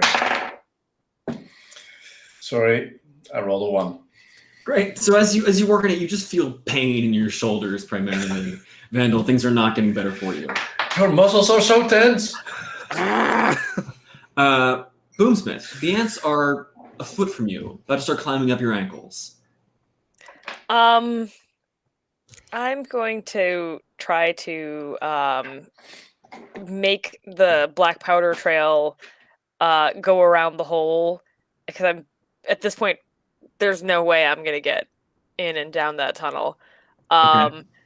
So I'm going to I'm gonna interrupt the path of the black powder line, and I'm going to start making a second one kind of around the hole, and I'm going to go back towards the next door as fast as I can, and I'm gonna You're trying to light run that over first the one ants. as I run away. So you're gonna try and like run across the top of the ants. No, I'm going to try to run the opposite way from the entrance the ants are coming. Or is So there not another? There's no other exit. We're in from the this far cage. There's no other In exit. the far corner of the cage. Okay, room. then I'm going to try to run on top of the ants. Great. So make me a. What do you want to call I've it? got, Bloodthirsty sneaky to light this up as you run, and then probably a sneaky roll to dance across the top of the ants without getting. Hey, I think I'm going to swarmed. use my acrobatic ability Oh, okay. to make an impressive feat of agility. Great. And that's going to... I think those automatically succeed. Yeah, so that will solve the ants, and now just make me like a bloodthirsty roll really fast to light the black powder as you run without blowing yourself up in the process. 16. Oh, sorry, Yeah. 17. No worries. So you, as it begins to pop, and then you leap across ants, crushing them in your boots as you run back into the operating theater. A few of them scamper up your shins, but it won't be too much of an issue. Should have just done Zermac. the pepperoni roll. I don't know why I didn't think about it before. Zermac, you've Boomsmith had bought you a few seconds with the exploding black powder, but the ants are still encroaching, and at least for the time being, Vandal is still stuck. Vandal or Zermac, either one of you, what do you do? I don't really. Well, there's not a whole lot I can do right now, is there? Do you have any special abilities you could use? Nope. Unfortunate. I Zermac. can, I don't know. Yeah, I got nothing. My bag Can I is try at the to- bottom. Yeah, can I try to push Vandal just to roll him a bit further into the hole? Maybe? Certainly try. Do you want to make me a bloodthirsty roll? Let's see if I can roll another one. 12. 12. Yeah. Okay, I'm gonna take a leaf from PBTA game and give you a choice here. You can push Vandal, but Vandal's limbs do not readily fix themselves, which means Vandal will fall and probably hit Thrag on the way down. Or you can keep Vandal here. Just fucking just let me go. I push him because we Right. need to escape. You shove him, and Vandal begins to Thrag. You hear Vandal falling towards you. Yeah. What do you do? You got about 2 seconds before he collides with you. Yeah. At full speed, I'll go ahead and take my next climbing roll. Great. Full speed. Still head first. Your odds are not amazing. You've got a huge 1 in 6. Switch dice real quick. Oh yeah, you gotta get all the good luck. That is a 1. Okay, so you do just barely, as you're shuffling forward, you manage to make it pretty far down this passageway before Vandal hits you. You'll still take some damage and you both fall, but it's falling like you're falling 10 feet here rather than 30. Right. As you shuffle downward and Vandal bouncing against the walls. You both land at a heap. I'm going to both have you mark 1 hit of damage for that. As you lie in sort of a crumpled heap in a room, you have no light down here currently. You don't know where you are, what's happening. Zermak, up top, what do you do? You've just sent Vandal down. You heard some thumping and crashing and probably yelling from Thrag. You got ants about to burst through the remnants of the black powder and swarm you. Boomsmith just took off running over the ants. Do we have any light at this point? Yeah, probably not. I'll light a candle. At least I want to see. So if you light a candle, you see the ants start to swarm up onto your boots, the toes of your boots. They'll be climbing up you shortly. Yeah. Just jump. I'll jump. You just gonna jump down the hole? Just Yes, slip and slide? Yes. Yeah. I'll just use it as a Great.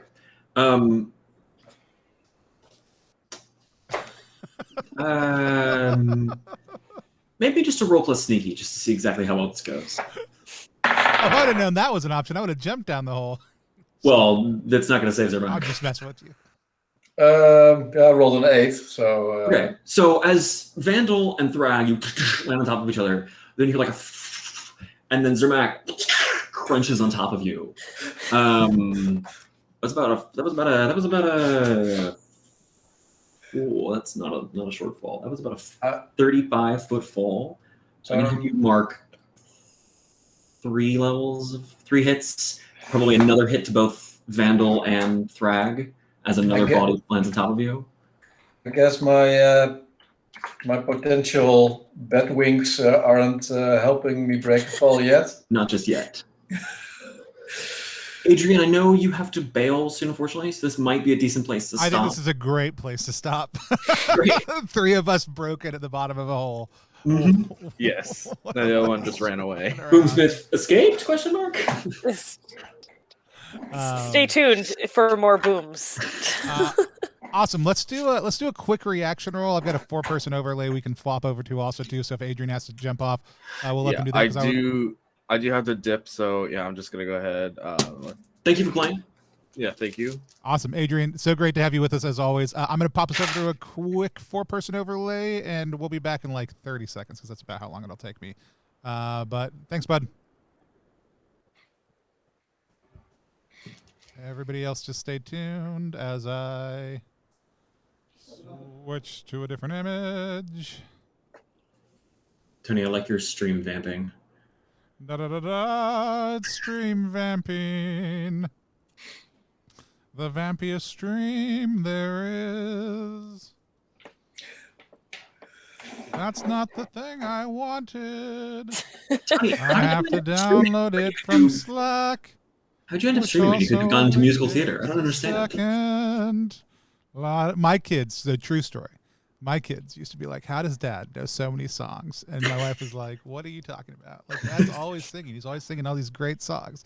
She's like, yeah, none of those are songs. He just sings about what he does all the time. That's it. And so my kids were convinced at their younger ages that I had some sort of great musical repertoire worked up. So, all right, Reaction Roll is a live stream within a live stream. It's our chance to sit down with the creator of a game that we just played and talk to them about what our thoughts were about that game. Today, we're going to be talking about Lowlife that we just played, and I had an absolute blast. For people who are just joining us, who are watching only this part later, Sam, why don't you give us the elevator pitch for Lowlife? Yeah, so Lowlife is an old school role-playing game supplement about tunneling, caving, climbing, horrible ways to die down in the dark in general. It's got procedures and rules for building your own tunnel networks and modifying dungeons, for caving, climbing, and tunneling. It's got monsters and spells and fungi and plants and hazards, all about the kind of like Appalachian, smoky, coal country hills, caves, and mines. It's also got great art. It looks like this. I had an absolute blast playing, but let's go ahead and meet the other players and hear a little bit from them about what their experience was.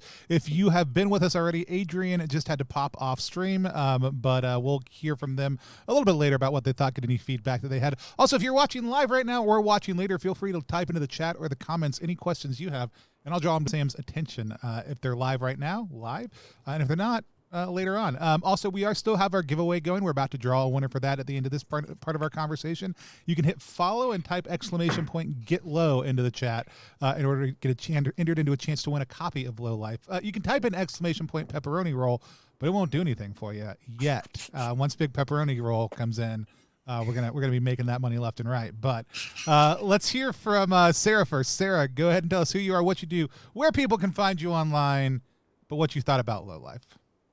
My name is Sarah Brunt. I am I'm one half of Planar Compass. You can find me on Twitter at Sarah Eliza Brunt and also Planar Compass. And honestly, I like, hats off to you, Sam. The amazingly how quickly things like you can ratchet up the drama just by tightening the space, is make all the players just instantly panic by giving them a tight focus. It's really, really brilliant. And it's funny that I actually felt a lot more comfortable after blowing up half of the map because there was an open space and I didn't have to worry about breathing. And it really we hung out there more than we should have, and then you brought in a goddamn bat. So it's just a different depth and layer to the game that typically I wouldn't explore. Yeah. This is really, really good. Thank you. And did you have any questions about the Lowlife? Not in particular. I saw that you also do layout, and the layout is nice and clean on that. It's really good looking zine. This is getting a little into the hairy details. I don't know if you can see it immediately. Where's an example? If you look on some of these tables, I'm gonna horribly zoom in my camera here, Tony. Sorry. There's grime and gunk on those. That grime. If you want me to pop a page up from the zine, I can make that happen. Oh, sure. Yeah, that's way better. Honestly, almost any page, just spread 4 and 5 is fine. Yeah, give me just a second on that, and I'll. Yeah. Sorry, this is a more in-depth response than I. No, you can keep on talking. It's basically just that, just to flex my layout skills, or if you want to hire me to do layout on your zine, getting the grime on the tables and all the text so that it makes the tables all messed up. They look very gross and dirty, but the text is all clean. That took some serious InDesign layer shenanigans with Photoshop to make it all play nice with itself. But now it means that the tables look horrible, but the text is always clean, which I like when I look at a book because I like grimy looks. It's a good looking zine. I said that and I was like, it won't be hard at all. Then I realized I hadn't switched that picture over yet. But sorry. Almost any page that has a table or anything on it, you can see it. You can see the grime. Yeah. There we go. Lowlife. No, I just hadn't been able to get that part loaded up on the screen yet. And then we're gonna zoom in a little bit so people can get that sense. But yeah, the texturing on the edge of this, it almost looks like, oh, the printer did a bad job until you realize that that's texturing towards the edge of the book. And I think that level of intentional design is such a smart thing. It is also only going to look better when people have played with it for a little while, which is also a very cool concept for it. So just to give people a sense of I think this is that page you were showing. So, but yeah, no, it is absolutely gorgeous. Oh, I'm not showing anybody yet. There we go. I was talking about it and no one could see what I was talking about. But yeah, the each page is absolutely gorgeous. And I'm going to scroll down. This piece of art right here, specifically the eye coming out of the hole, is every kind of terror-inducing that you could possibly have in this type of game, and is absolutely amazing. I also loved the little extra little bits next to every page number. Oh yeah. The distinction between living comrade and dead meat barricade is a slim one on page 6, or do your best to ensure players understand these rules before caving in, just like these little notes. Some like just thematic and flavorful, other ones, very, very practical. Was such a great little ad. And so awesome. Jimmy, tell people who you are, what you do, and what your thoughts were about playing Lowlife. I'm Peter, Jimmy Shelter, online on Twitter and on itch, where you can find on itch you can find my latest game, a solo journaling game, A Visit to Sensibilia, which is an ever-changing city where you mysteriously find yourself. And I had a blast playing this. I think it's also. Like Sarah already said, like it really felt claustrophobic. Also, your sound effects really helped. So I do not like the sounds your monsters make. I was really doubting why I picked my basement to go sit in for playing this game. And I love how it matched really good with the Down We Go rules. But if you check the rules, then they will match with any like classic OSR or even more rules light stuff very easily. And it's just like all these, it's the really simple mechanics of this pluses and minuses making some crawling through a space way more dangerous than like in one place than another. It's simple rules, but it felt really thematic. I had lots of fun. Thank you. Yeah, glad you enjoyed it, despite the horrible fates many of you suffered. Well, I mostly feel for Tick Tick the canary. Alas. Yeah, if anyone has any questions, go ahead and type them into chat. But Jimmy, did you have any questions specifically that you wanted to ask? No, not really. It's I can continue giving compliments because indeed the layout is really, really nice. This is like Tony. This is one of the Scene Quest 3 things that I really now regret not getting. Still available. You can still get it. Don't worry. Yeah. Yeah. Well, but I didn't back it right away. True. No, yeah. Exactly. Now I have to wait until I. No, it's highly recommended. Yeah. I had a blast. I was super interested. Like one of the interesting things about messing things with Down We Go is that, especially because like it's only a 4-stat game. Essentially, Constitution gets split across Sneaky and Bloodthirsty, and Wisdom gets split across Holy and Mystical, depending on how a character gets played. But my favorite thing was, and I'm really glad I got to experience it because it is, even as a player, panic-inducing. The nice thing is when I can't do anything about it, I can't do anything about it. So it's like everybody else figure out this problem that I'm in. But it's one of the things that like if people who have gone caving or people who do climbing or other things like that, like everything is fine until something is not, right? As long as you're making your rolls, no matter how hard they might be, things work. Like you get through the spot, and it feels like it's very easy, especially the way you pace this adventure, which comes with, if you get the print copy, comes with. Otherwise, you can grab it over on itch also too. The ratcheting up of these are very easy things that we can kind of do and manage very well, and we have a lot of control.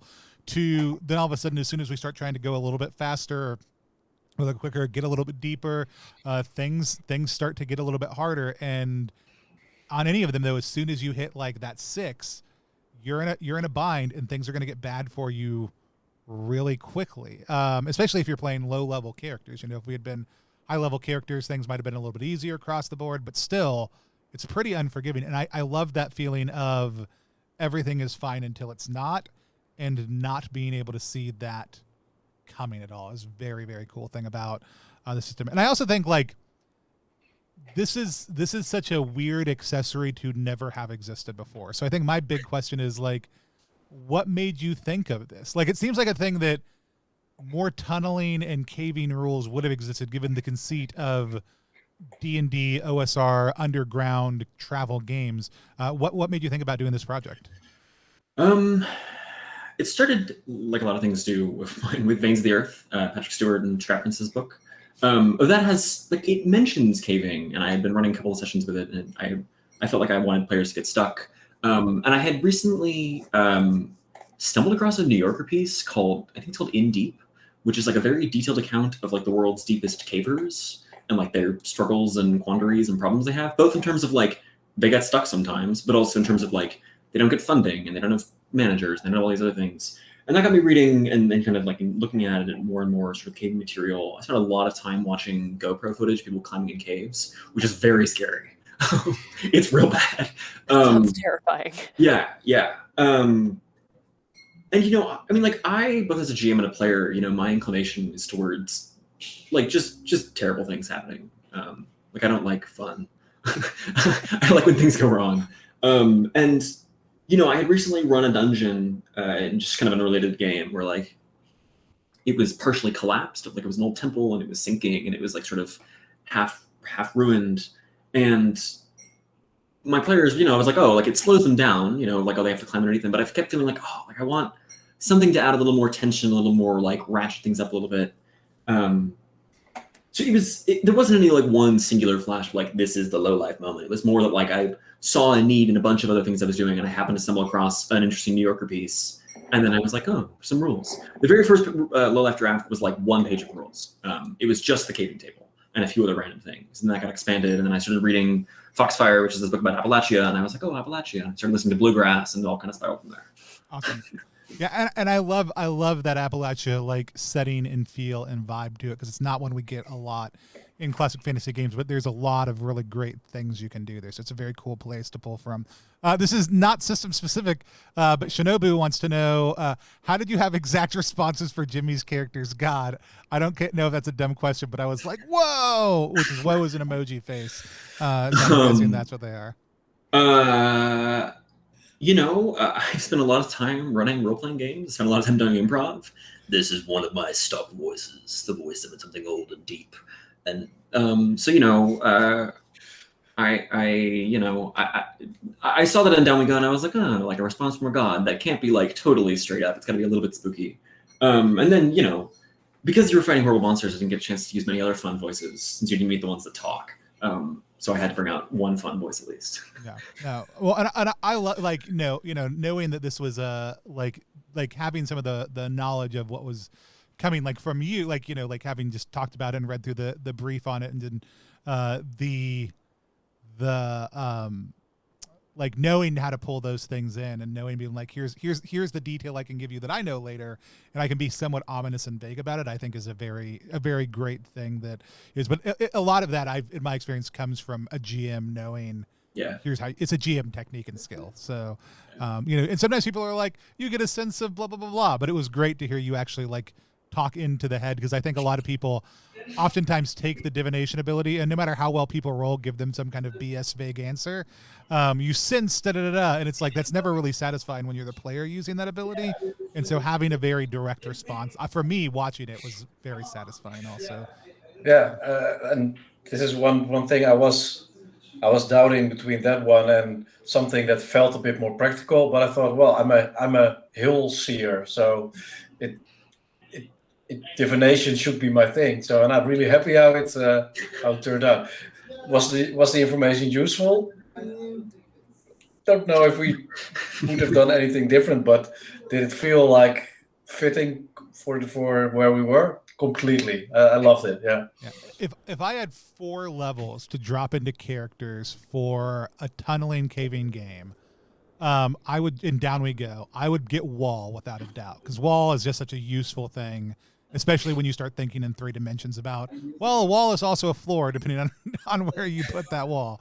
I would take acrobatics and I would take divination at least, like those 3. I think I would just probably bump one of those up by 1 if I had a 4th, because I think those are maybe lockpicking also, but like really when you're in the depths, like being able to be like, I need a god's help right now is actually a very useful piece. And so cleanse would probably be another high one on my list to think about, not even before we knew you had gotten a horrible curse applied to you. So no, like I said, I had an absolute blast. I think people should 100% go check it out. The links are in the description to the video here later. I'm going to show one more page. This is the person falling through the hole on page 10 next to the falling table. It's just such a cool art piece. You should all go follow at, I think it's Wilczzy is how you'd say it, at VVILCZY, my artist, Severin Azinski. He's on Instagram. He's on some other random places. He's like a veterinarian full-time, but does illustration part-time and does an amazing work. And while I get it set up to pick the winner for us, I want to know, like, so you've done the inhospitable underground, you've done the inhospitable desert. What inhospitable toolkit can we next expect from the head of the goat? No promises whatsoever. Maybe submarines? I've been watching The Terror, that show about the Franklin expedition getting stuck in the Arctic shelf in the 1850s. And it's got my like heroic age of Arctic exploration, like steampunk submarine, horrible deep sea Leviathan brain churning. No promises. That might be 5 years out. That might never come. That's where at least I'm thinking about. Awesome. We're going to close the giveaway. We are going to pick a winner. Giblet15, if you're still on, go ahead and let us know. If not, you should have gotten a notification. Reach out to me. If not, I'll shoot you a message. Giblet's still there. Yeah, shoot me a message if you can on Twitter, because it's a little bit easier for me to track. But if not, just whisper to me through Twitch. But Twitter is the best place to go. We'll get your information over to Sam and get that sent out to you. I'm really appreciative for Sam coming on and taking care of that. He says Sarah has my contact info. That's my friend Ben. Okay. That's great. We'll get that all synced up. We just need to get your info over to Sam to be able to get that sent out. But thanks so much for joining us, everybody. What do we have coming up this week? I don't even know. What week is this? On Thursday, we are going to be interviewing Anna from Double Proficiency, who has the Herbalist Primer that is still going on Kickstarter right now and is just continuing to blow through all expectations. So come back next Thursday. Yeah, for that, it's absolutely amazing. If you are into plants, or if you are into role-playing games, or if you are into any other number of things that involve those two things, come back and check it out. It's a phenomenal project. So that's on Thursday. Next Saturday morning at 7 p.m. for the people in Malaysia, the Philippines, and other parts of the world. We are going to be playing Down We Go with a bunch of our RPGC contributors. That's BJ, who's doing our expanded bestiary, Sam, who's doing locations and events. But we also have Diogo joining us, Diogo Nogueira, who's one of our contributors also, who's doing one called The Museum. And Zedek Su is going to be joining us also to play with us, who's not contributing, but we're huge fans of, and since we already had some RPGC creators and had built it around an evening event in the RPGC, we wanted to invite Zedek to come, and we're super excited that they're going to be joining us for that also. So that's 7 a.m. next Saturday here in the U.S., but at much more reasonable times in other parts of the world also too. So come back for any of that. We've got a bunch of stuff right now. Go check out Lowlife if you haven't looked at Down We Go yet. Also, please check those out. Again, the links are in the descriptions. And thanks everybody for being here with us. We don't have a good way to end streams, so we're just going to wave at the camera until we go off air. Bye, everybody.